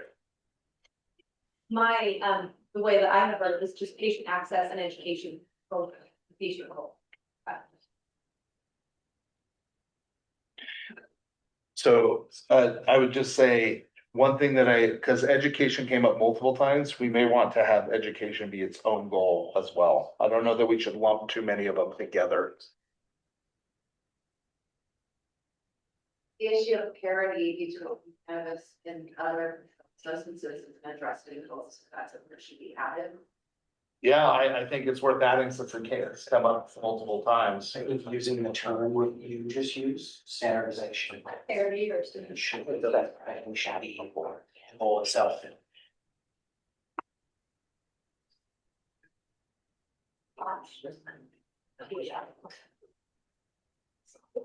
See, and like, if you look at access, patient count, those could be under one goal. I mean, potentially, right? Because remember, the goals are not necessarily what our agenda items are. It's agenda items that are coming up or being put through the lens of what our goals are. So if we want to talk about how we decrease costs for patients, right? Ultimately, that's what we're doing. Very well done. If you want them single words, Yeah, so I don't know if they have to be single words, but JD did a good job basically saying access, education, research, and standardization. Yeah. I like that better. I think sometimes for people outside of this community, the count come across kind of. I think it really be read here. If you totally to one word, I should kind of reverse out here, the weird that goes with that particular state. Well, I think it's a little redundant, because if you improve cost and access, you're going to improve your patient count. Without what should be read into it. Right. In a way that's not accurate, For but sure. could be taken to a thing. Right, same with education, that would lean into access and cost as well. If you're educating on, the harm on the illicit market, then you can improve the patient counts. Were the four that you mentioned, JD, access, education, research, and was it Integration. I see, I had both my head I know, standardization. build up I heard initiatives. integration too, yeah. Yep, I like that. yep. Maybe we could come up with like a cute acronym that's hard to say. Yeah, I'll leave that to you. Yes. So at this point, the discussion just really comes down to, okay, so we have this concept, we have it reduced down to just simple words. Yeah. Okay, what are our actual goals? What are we actually saying? And it's just open discussion. So, and that's what is like access. I'm just. No, I'm just trying to think about all the things that we want to encompass and making sure they fit. I think they do. It's just. Yeah. Well, that's the thing is I wanted to ask, just from a kind of how we do things standpoint. And try to, and Rich is probably where I want you guys to hear it a little bit. The fact that we have an agenda item for this, but we didn't put out a public document that contains these four terms. You can present it at the You meeting. can present it at the is what I'm meeting about to and do. vote on it, right? Yes, but it just has to be uploaded after the meeting. Got you, Within 20. Yes. within 24 hours. Yeah. Okay, I would just say the worst case scenario is we have to come back and do is you it would again just, next month. yes, Yeah. it's pretty. Okay, so that's the worst that can happen. Yeah. Okay. Have that. Well, that's the worst for everybody but me and you. We go to jail. I can also handle Do that. not pass go, do not collect go. So Believe it or not. in no particular So order. should we pick one of those words and then let's just quickly define it? Is that? Well, and I would say not define, well, it might be a definition, but what are we trying to? Put the bullet points underneath, what we're gonna work on in that category, because what I would like to do is with these goals, just our next agenda item is the advisory board committee. So in my mind, I'm thinking, I'm gonna take these goals and I wanna establish a committee That works on those. that works on those goals. Agreed. And so, and then every month, instead of us just coming up with weird agenda items, let's have these They're not people, weird. sorry. They're perfectly normal. I'm just making it interesting if anybody grabs it. And so then every month, those people will come, they will talk about what they've done, talk about what's needed, and we have the good working. Yep, So, agreed. so I want to define what these goals would be, so then our next agenda item will be very fast. The acronym is yours. Ears. Oh, yeah. Here, let me. Close. We'll pick it up. Okay, so let's start then. We'll break this to agenda item, because I have a really hard time not talking. Okay. Oh. Please, this is where you should talk, because, well, what that literally means is I'm just overseeing this part of the discussion. That doesn't mean I'm the one who has to do all the talking. But, okay, so let's go with education. Okay, what are our goals for education? What are we trying to accomplish? Look, we've already identified doctors need more education. Patients need more education. In general. Public in general needs more education. Legislators need more education, Yeah, right? yep. So, Being a doctor at NP, even though I am a doctor, would you mind changing doctors to providers for provider neutral I'm language? going to do that. Yep. Just trying to be really quick. Yes, of course, that was the proper thing to do, for sure. okay. Why don't we just clarify medical? So Well, I think you're all. it's just all. Yeah. Yeah. The Yeah. medical drug dealers. Yeah. Public lawmakers, no, I think that's, and then.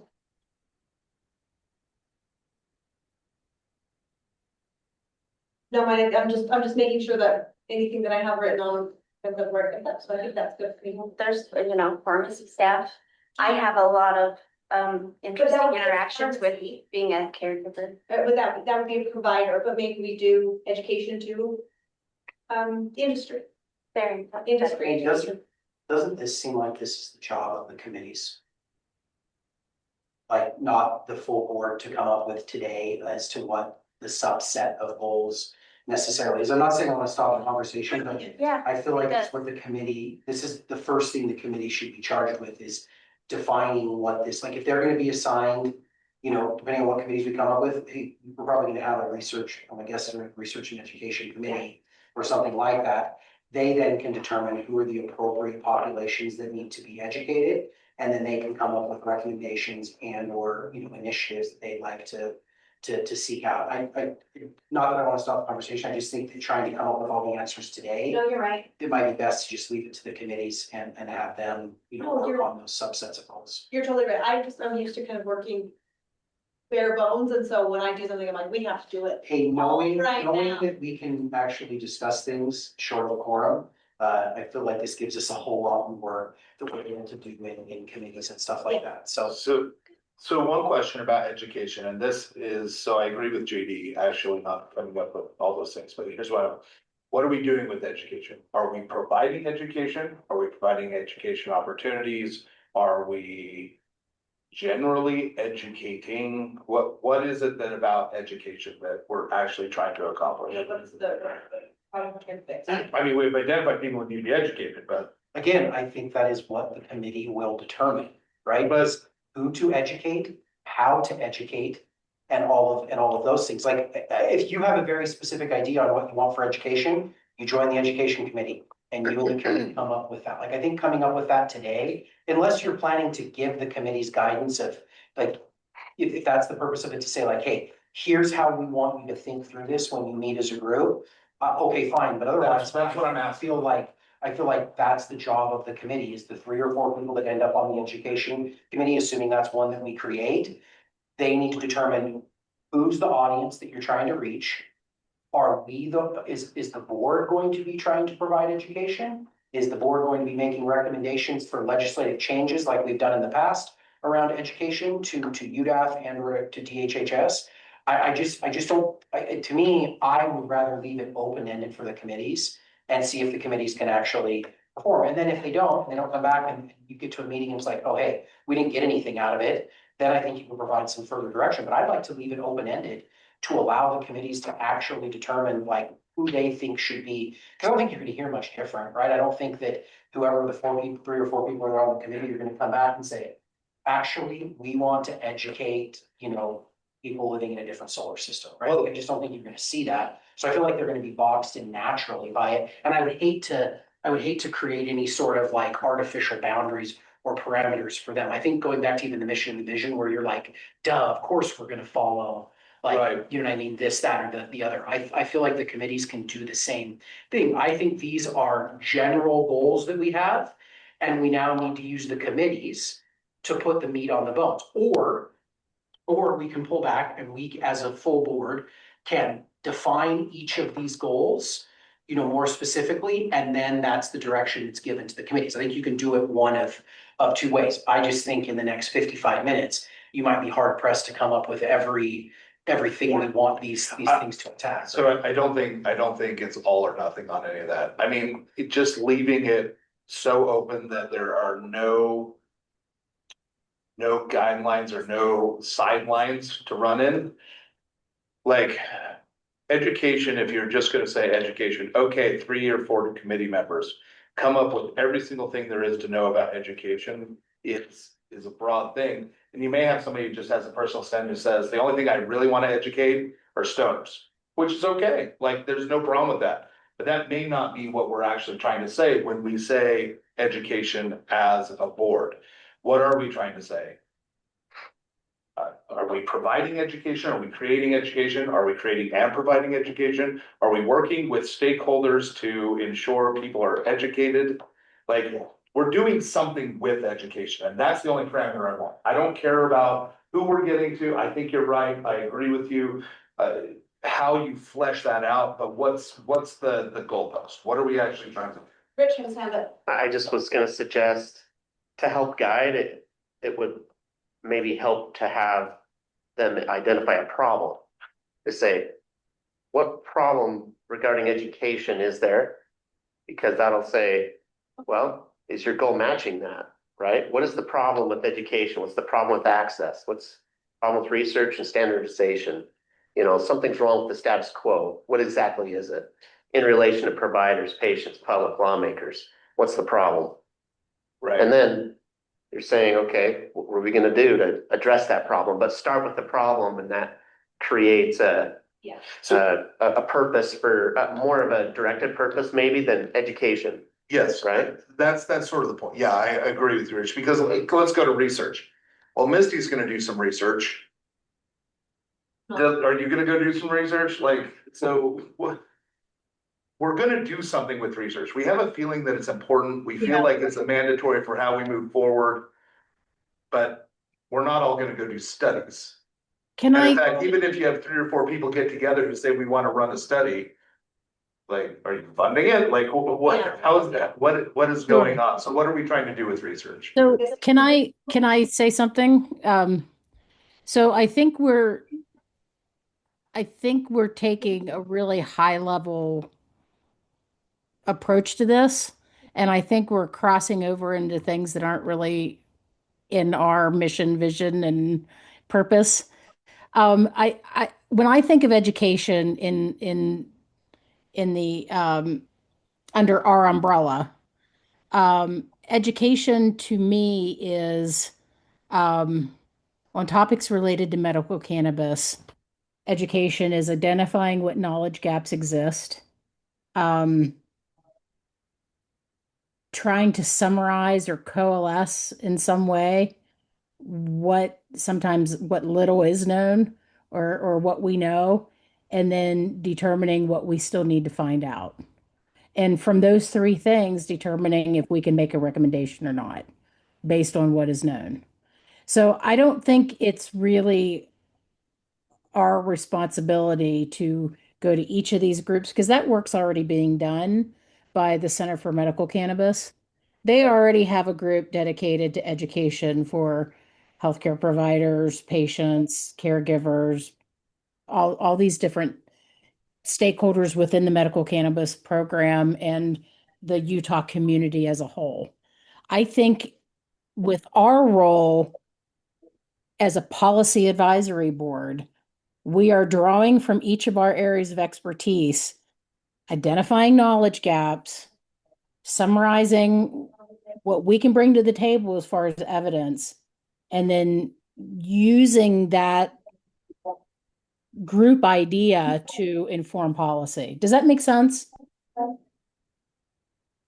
It totally makes sense, but I don't disagree, but going back to what Rich said. Do we feel as a board that patients have been properly educated with the existing things that are already out there? I'm not saying that that's our job, I don't disagree with that, but what I do feel like is education has come up enough times. That it's because I feel like we're sensing that there's something missing. And that as people who recommend to legislators.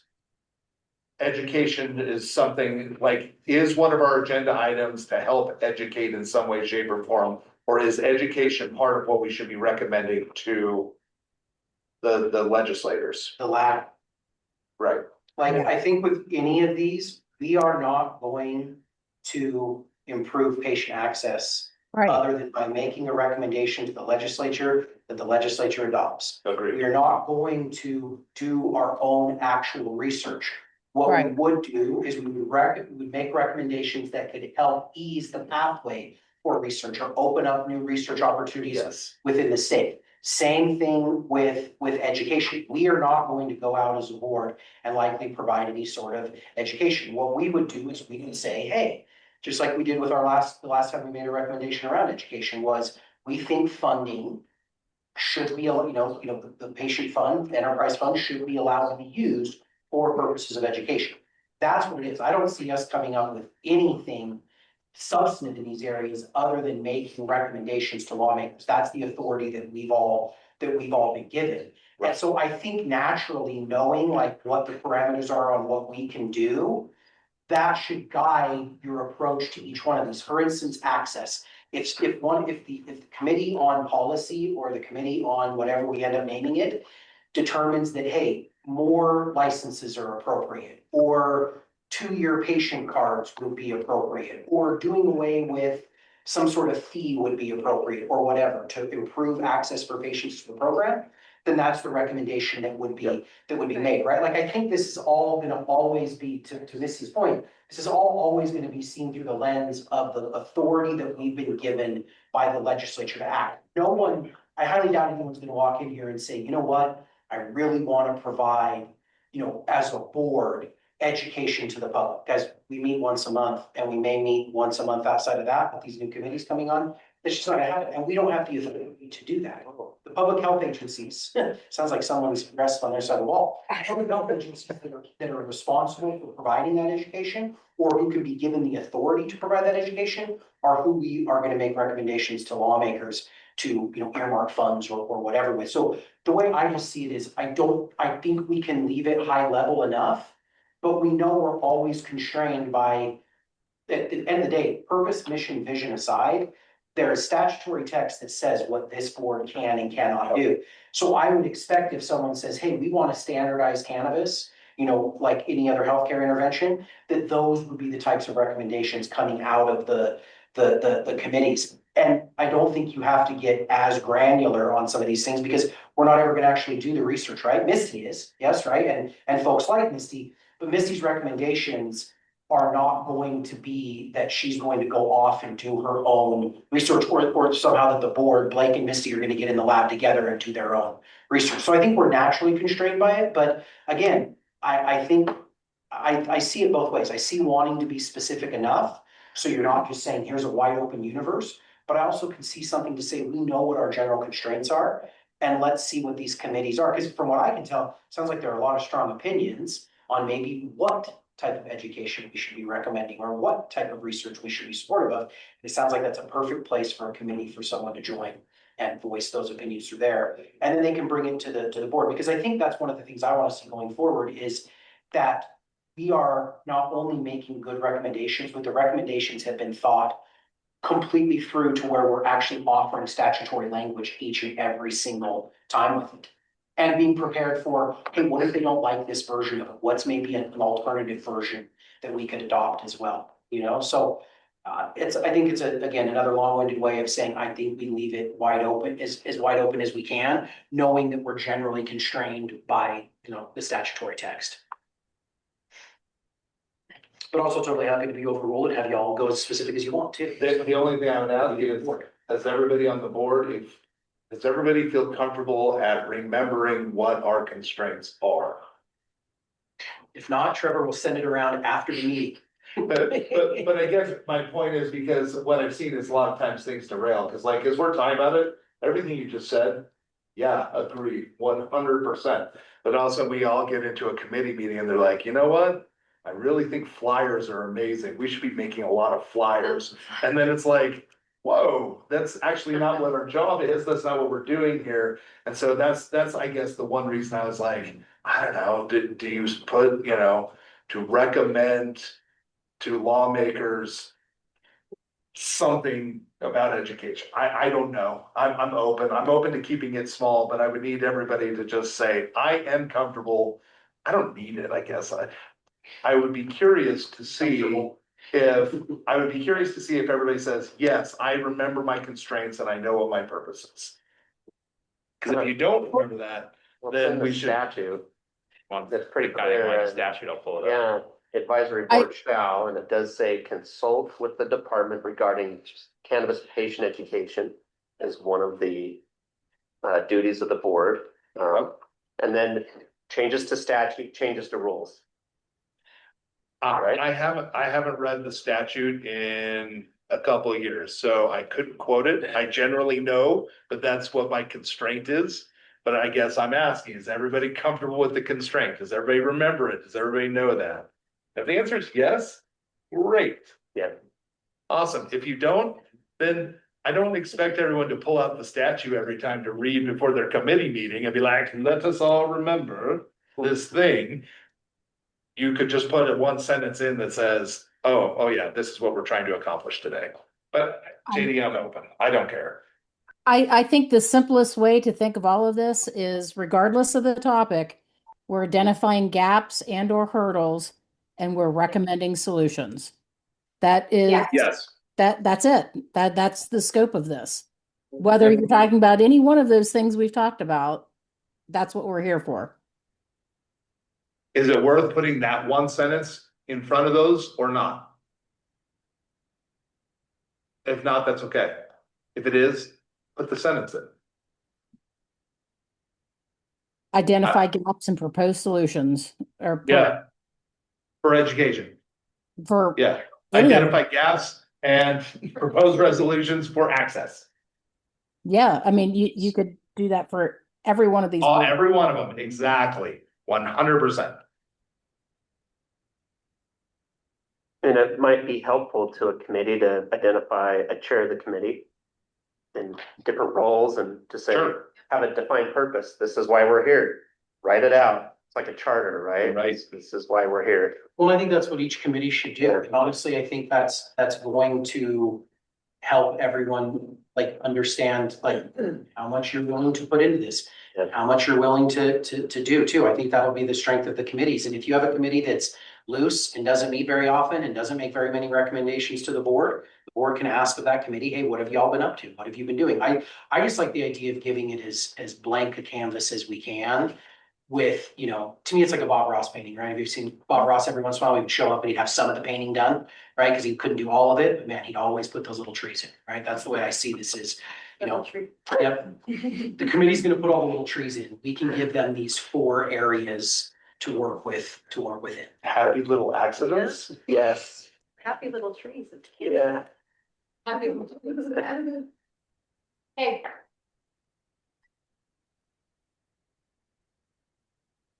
should we put that sentence on all of them or do we all understand? So we can get rid of the bullets underneath, right, for now? Yeah, yep. Okay. I would like to add one more to just the general goals. Okay. And it's just patience. Patients fall under each one of them, but like, what are we specifically doing for patients? And there may be some bleed over, and look, we're gonna vote on 3 or 4 of these anyway. Yes, that's what we're doing for patients. Right, but, you know, that includes all kinds of things. Would that supersede the access section now? Because we. That's a question, I don't know, I mean, Access would fall under patients, but identifying it as patients maybe would broaden the scope. that's kind of what I was thinking, yeah. Patients would broaden it, if we're going as broad as we possibly can, that might be better than access.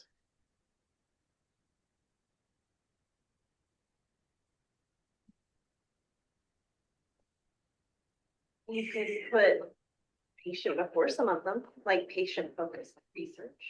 Well, yeah, but then we're changing the entire, we're not just doing research. I,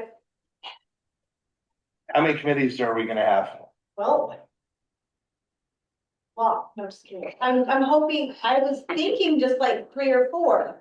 But now I'm like, I don't know, now we need a patient access one and an access one, and now we need. No, It's all the same. It's all the same, but. Keep trying to make it bigger and I just need to, this is good, I think these are good, and patient if we're gonna do it this way, I think Well, let me all of these are patients. narrow this. Do we want 3 or 4 Of committees or goals? goals? 3 or 4?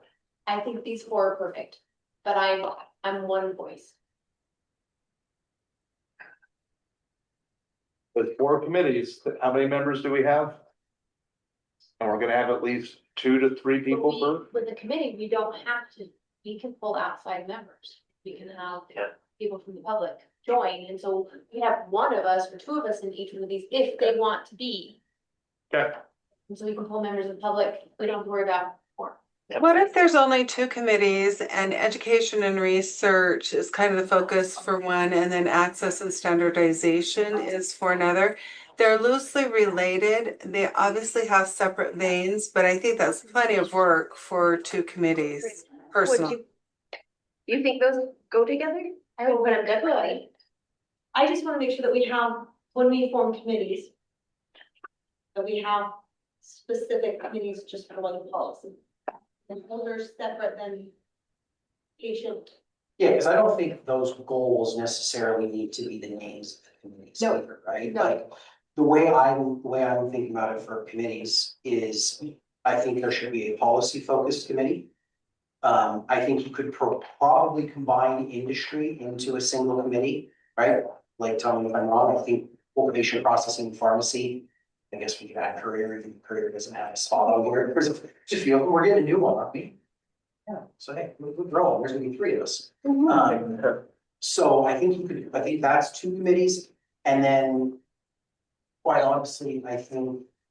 Your research and your education go together. Access to me is naturally gonna fall under the policy committee. And potentially the cultivation, processing and pharmacy. Same thing with standardization, I imagine. I think standardization also probably ends up under research, education. Like, I think a lot of these goals are gonna be approached by multiple committees. I think there should be some overlap between the two, but that's, so I think you could get down to three committees. A policy committee, an industry committee, and then a third committee that can kind of, I don't know if you want to call it research and education, if you want to add anything to it. But I think that could probably work, but again, I think we probably should adopt the goals first and we can adopt the phase. I can see your vision with the goals, and so I'm good with them as they are, because they're whole good.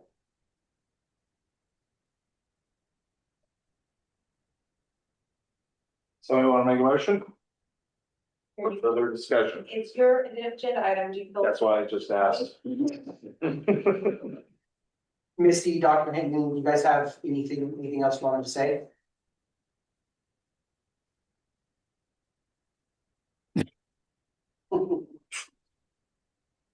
Okay. I mean, we can I do, always take. I do think these are gonna become somewhat overlapping. I totally get what JD is saying about policy and several of these falling under policy. Yeah, I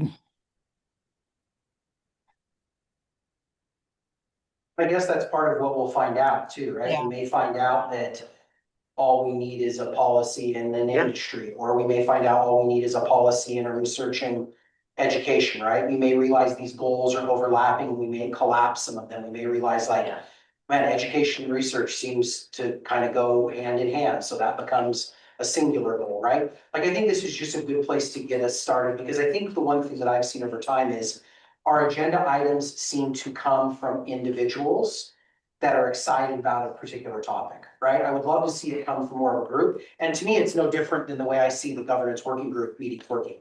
What comes in front of the governance working group? An issue that someone thought was important enough to email a lawmaker on that governance working group about, right? Other than them being in touch with you all, right? Generally, and getting your feel on, hey, how do you want to improve or change the program? Most everything else that comes up, think about it. Where did work comp come from? An employer that didn't want to have to cover work comp, right? Or wanted to challenge it, right? Where did the courts thing come from? From the courts, right? So like, to Richard's point, it's a problem. I think this will give us a way to at least funnel those and have a little bit more of a group think. And I also think it's gonna end up producing better agenda items that come from like a 3 to 4 person group instead of maybe just one person or two people. And I think we'll get more well-rounded agenda topics out of it too. And I'm also just as much as I don't want to volunteer more of my time, still have a ton of it, and I'm sure none of you all do as well. It would be nice to be able to meet with people outside of it, instead of being like, hey, I wrote this memo. Trevor, does it look good grammatically? Des, you're on this one with me. How does it look? I'd love to get more input on some of those things too. So I think this all probably changes over time. I mean, whatever we formulate today may, and honestly too, you may get to a place where you're like, hey, that committee is just not cutting it, right? Yeah, so No, you're right. and let's just put something on paper and we can always make changes, right? Once a month. And hell, if we wanted to, 2 days from now, we could put up another agenda, right? And come right back. As long as we notice it 24 hours in advance, right? So, but yeah, I do, Missy, to your point, I do think these things will all overlap and some of them will collapse in on top of each other. But I'm also interested to hear that what the policy group thinks about education versus maybe what the research group or the research and education group thinks about it, because I'm interested to see how those like interplay together.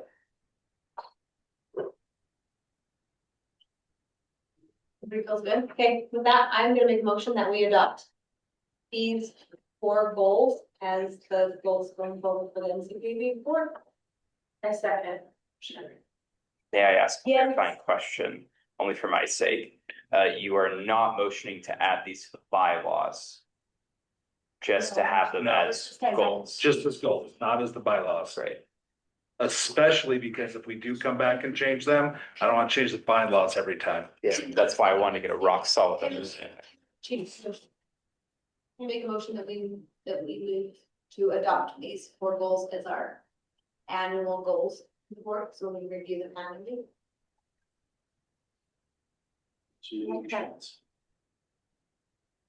Need a second on that. Is it worth going back and looking at the original Utah code and making sure there's not something that isn't falling between the cracks? I did before we. With the mission vision and all that sort of thing, but yeah, it looks like JD's already done it, so. Okay.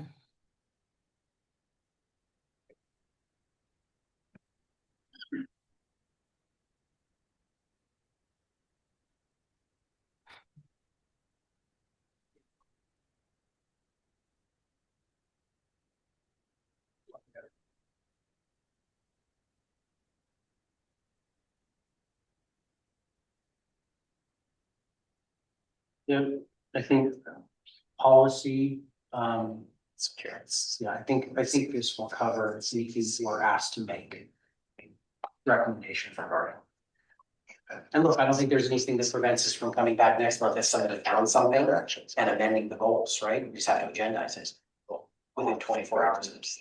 Yeah, so even if it's wake up on Monday before the meeting, you're like, oh man, so that time. So I think it covers everything. Missy, I think one thing will be important is when we do the committees next, making sure that those committees are broad enough to encompass our statutory obligations.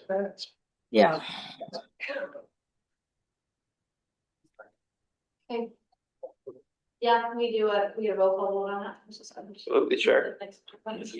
Okay. Refer to these as the ears goals. Yeah, do a roll call vote. Lucy, Annette Berejny, Yes. Cami Clark. Yeah. Desiree Hennessy. Yes. JD Lauritsen, Yes. Blake Smith, Yes. Alyssa Hinton, Yes. Misty Smith, Yes. 7-0 absent. Okay, next one. Nothing else, us even talking about these has been actually, like, I like how we're collaborating.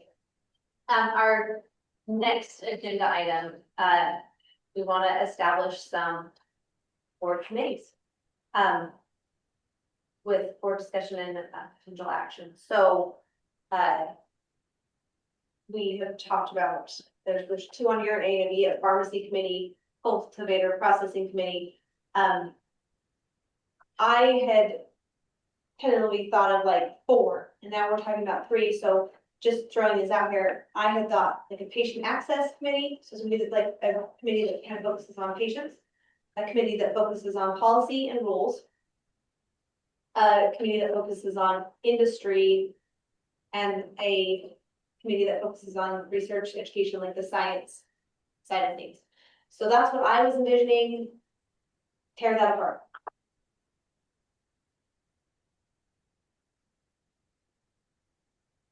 Sounds great. I don't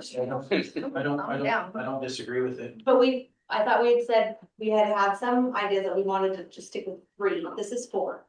Or is potentially fine. It's just, what it just represents to the board is that probably you're gonna be on at least one committee if you're on the board, Yep. so can you commit to that? And secondly, you may be on 2, which just means more time. And so as long as everyone's okay with that, I don't think having 4 is wrong. It just means that there's no point in being on committee or doing anything if you're not actually gonna put any work in for it. And so that's the point, like these committees are working. JD's point, I'd love to start seeing some stuff get done that presents reports this is what our findings are, and then us making recommendations based on the findings we get from these committees. Which will streamline these meetings as well. Yeah. Although I love keeping the departments here all day, every day, indefinitely. As many hours as we can get them. Yeah, that's supposed to be a lot of work done. Yeah, no. Yeah. Luckily, we brought our laptops. I will say if like the committees in time need help supporting setting up things, right? Obviously I can assist with that, whether or not the committee wants to be present, it's up to them. Since you're not obligated to have me help with minutes or anything like that, but happy to help set that up logistically if I can. Yeah, I think we would need that. I don't have a problem with the committee suggested. I think they perfectly make sense. So do we want to, I guess I don't understand what we do next to fill these committees. Do we just establish these committees and then we just start working on finding people to be on them? You know, and during the interim, I don't know that we can. Just. What are the four? Can you repeat the four again, please? Yeah, so a patient access committee, policy/rules, industry, and research and education.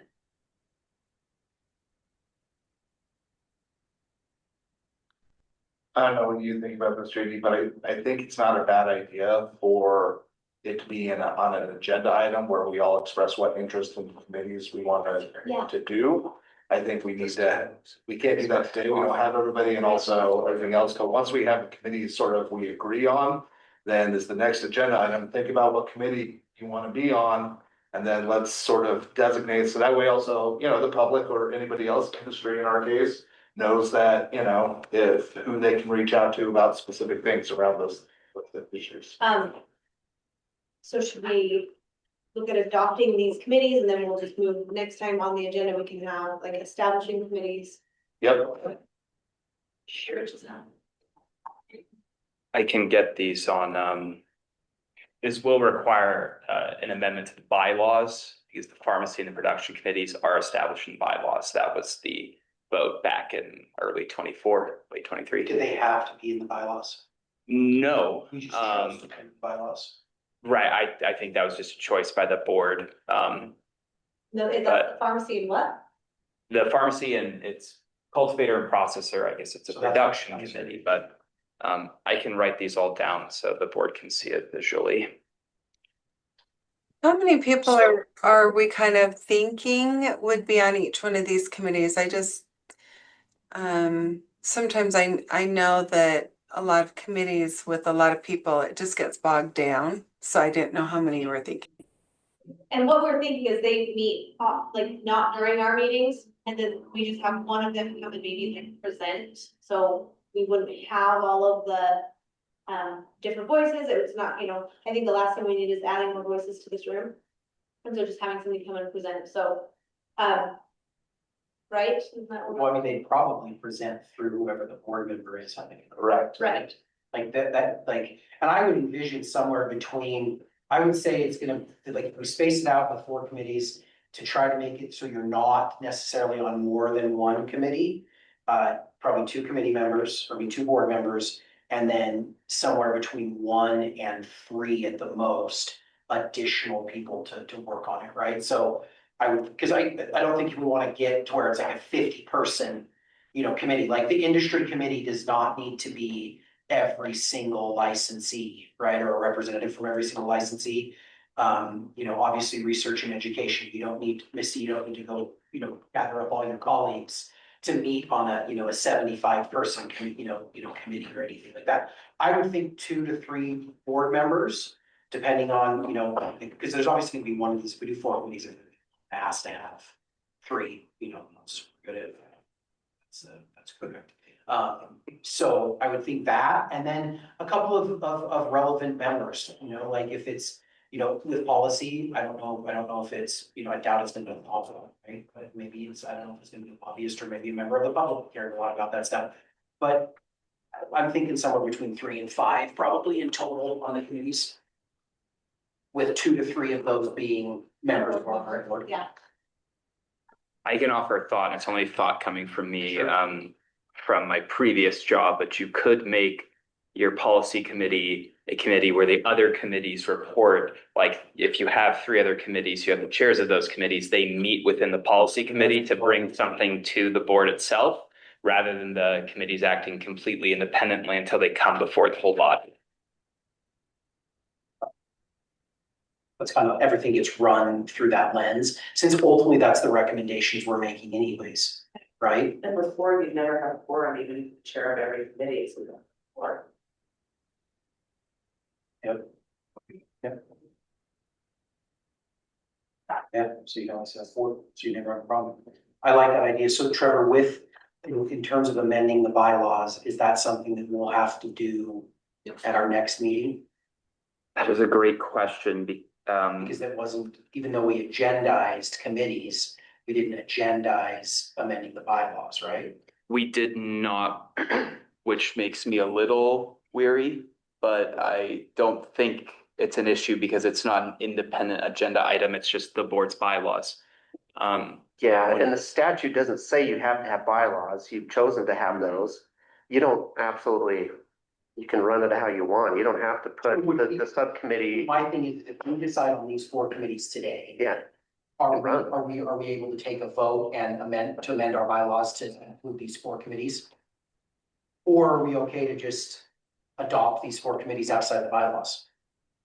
Even though the agenda doesn't explicitly call out bylaws, because it says committees and committees exist in the bylaws. Oh, yeah. I would say that there's an argument to say, I wish we did post the bylaws, and we can do that within 24 hours of this meeting's ending. We can post them after. Okay. Yeah. So we would motion to amend the bylaws to create these 4 committees. Mhm. And then next month we would come back, and I think your idea is brilliant, in terms of having, and, piggyback off Trevor, having those 3 committees, the patient access committee, the industry committee, and research and education report up to policy committee, and the policy committee is made up of the chairs. We don't have to decide all that today. I think all we have to probably decide today is just, are these the 4 committees we want to include in our bylaws? Correct. So And then we'll vote to have the bylaws changed next time, and then we'll start expressing interest at what. actually, I think we can vote to change the bylaws today. And you do have 2 options. I know a board member asked earlier, do committees need to be in the bylaws? I think it's good practice, but it's up to the board if it wants to do that or not. So I don't envision us coming back to this all that often, so I think we'd be amending the bylaws all the time. But right, option 1 would be to strike section 4. And option 2 would to be amended with these committees if that passes a motion. so we don't have to have in the bylaws, we should just strike them, just strike them from the bylaws and then make a secondary motion to adopt these 4 committees to support. Yep, that's what I would do. Okay, so motion, Trevor. Everybody agree with that approach, to strike it from the bylaws and then make a secondary motion to adopt these 4 committees, and then we'll come back next month and kind of build out the structure of the committees. Yeah. Yes. And then people will know what the committees are and kind of volunteer themselves at least for one of those 3 committees, and then the committees can figure out who their chairs are and whatever, and then those chairs become the 4 members of or I guess they'd be the 3 members plus the chair, so you'd have 4. Yeah. Policy committee. All right, ready to make a motion? Yeah. I motion that we amend the MCPAB bylaws to remove section 4 or article or Section 4 of Article 3. section 4 of Article 3.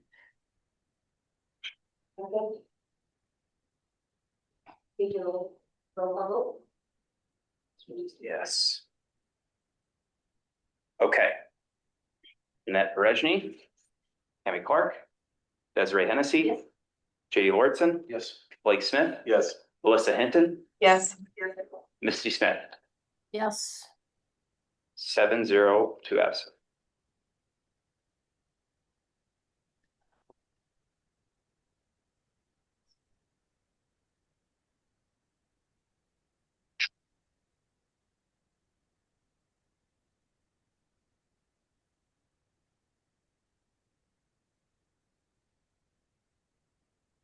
Make it, no, you wanna make it, who wants to make the motion on that, we adopt the four committees? I'm happy to do it. Okay. I motion that we adopt the 4 committees that we previously discussed. They're not going in the bylaws, correct? Correct. So, I'll just show that for your benefit so you can see the names Yes, the please. board decided on.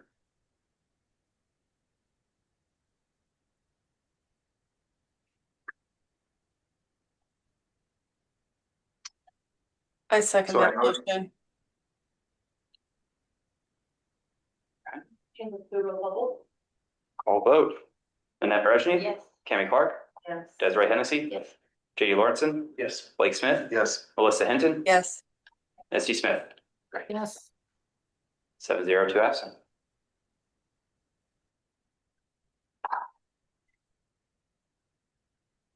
Okay, so the committees are committees now. And then, that goes right to our next meeting's agenda, which we will talk about how to who to put on these committees. Do you want, like, in the interim, do you wanna send some type of email out? Obviously, we can't have a quorum, so send it out to individual members. Or just so people can express the interest in what committee they may, want to be on. Yeah, I think it's natural, I mean, for instance, Blake and I are clearly gonna be on the industry committee, or express interest in that. But that might not be the same for everyone. There may be some other people that are interested in being on that committee too, so. I can do a simple Google poll with the options, and board members just before the next meeting could vote, and we give those results before the next meeting. and how do we include people outside of the board without, who do we just start? well, we would do that after the committee is formed, you know, Form next month and then then, then yeah. advertise. Yeah. Just one thought is, it's not required that when you make committee assignments that it be a board item. You can make that loose or if you wanted to more formal, you could, but Yeah, to me, after this meeting, you create whatever committees you want, they You run. have like a log jam, like say 8 people on the board decide they wanna be on the Yeah, research and education, then maybe we do need to formalize it and put it to, a popularity contest, but I quite frankly believe that the way we've structured these, it's gonna lend itself to people naturally gravitating. I can imagine which committee you're gonna be interested in, you're gonna be interested in, I already said where Blake and I are probably interested. Yes, where, everyone will kind of be interested in, I don't know, maybe where a law enforcement officer may be interested. But I think unless we get feedback that suggests that there's like, hey, 5 board members are interested here and we know we can't have a quorum.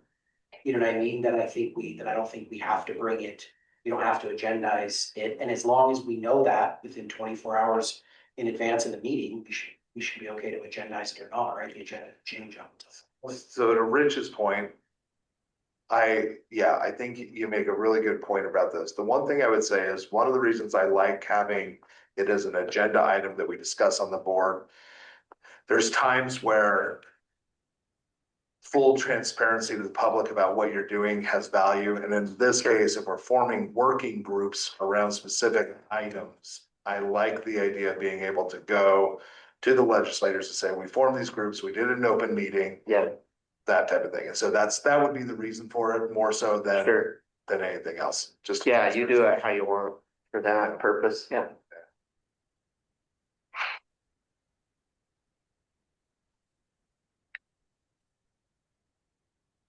Right, Oh, wow. You're doing so great. Yeah, my brain is everywhere right now. Okay, well. Then we don't, then we can just. Worry about that. If you can do a Google poll or something, then we can just do that during this month and then. If you like, I can also offer ranked choice voting, where you just say, my number one choice is to be on this committee. As opposed to, like JD said, we have 8, I'll say this one. So after we get the committees established and so forth, can we adjourn and then have committees do committee work after that? During our regular schedule. During regularly, because we'll still meet our regularly scheduled. Just have like an Well, offline no. working session. But yeah, but like we'll separate and go because we're gonna have to get chairs for those, like, there's gonna be work to immediately start. So if we don't have other agenda items that are really pressing, because the agenda items are gonna start being provided by those committees, we might as well start getting committee work done. Yeah, and then so we leave it 3 hours. Yeah, you still leave the same amount of time, which is, Maybe 2 of the hours are online and 1 is not, or vice versa. Yeah, and if you needed like a room here in the public area, Trevor could help create that, but after 5 o'clock, it becomes Building is closed to the public. Right. So if you're having people come from the industry or something, that might become an issue. well, and I think for the first meeting, we wouldn't necessarily need to do that because Yeah. just like JD pointed out, we've left it really open. So, okay, well, you just better start defining it, like, Yeah. we need to start deciding what it is people are gonna be working on while they're on their committees. And to So your choice having- as well, not to interrupt you, Blake, but since these are not quorums, they don't technically need to be public meetings, right? As we learned earlier from Des with the OPMA guidance. So if you want to have it all virtual, obviously I'm happy to host an anchor location for anybody here. Or in my car, I see 5. But you can have that all virtual if you desire. Well, I like the idea of still coming in meeting like we normally would, just because that way everyone can talk face to face within their Yeah, committee No, groups. for sure. I like that, and just like carving out the last hour or something. Yeah. Is there anything else we need on next month's agenda? Is that it? We just gonna talk about that on Thursday. It's just a new way of doing things, so. I mean, I have to say my only hesitancy with the subcommittees is appearing siloed. And we've run into this with legislators in the past, when they were concerned that, maybe industry partners being all the leadership positions. That was something we faced in the past. So I just, But they can't be mad if the industry members are in charge of the industry. correct. I mean, I'm not saying I agree with past concerns that have been expressed, but the more we divide, we just have to remember that ultimately we need to come back together and bring these ideas back to the group. Well, that Because what it we're can't all be trying to done in accomplish. subcommittee. Is we're all gonna, is to be able to gather more voices and bring better information to this board through committees. So if it starts to work the other way and it fractures, then I think we take a look at it and we go back. And just one thought, there's nothing wrong with someone like Nanette, a patient being on an industry committee, Right. right? There's not. That's a good idea. I'm on. I know, let's do it. I went on all the committees, but I don't, so. Hey, well, I I think don't that, want to be on all the. I think that's all I have for that last agenda item, so. Yes, time for that. No, there's time. Anybody wants to make any other motion? Motion to adjourn. Yeah, Right. seconded. Thank you all. Thank you, that was. 10 minutes early, I thought we were at least gonna be like. Yeah. That's fine. You all talk. Oh, there's what? We're. Oh, It's not public comment. It's your choice. yeah. Well, we already ended the meeting. Right, you did this right. Yeah, it's. What is it?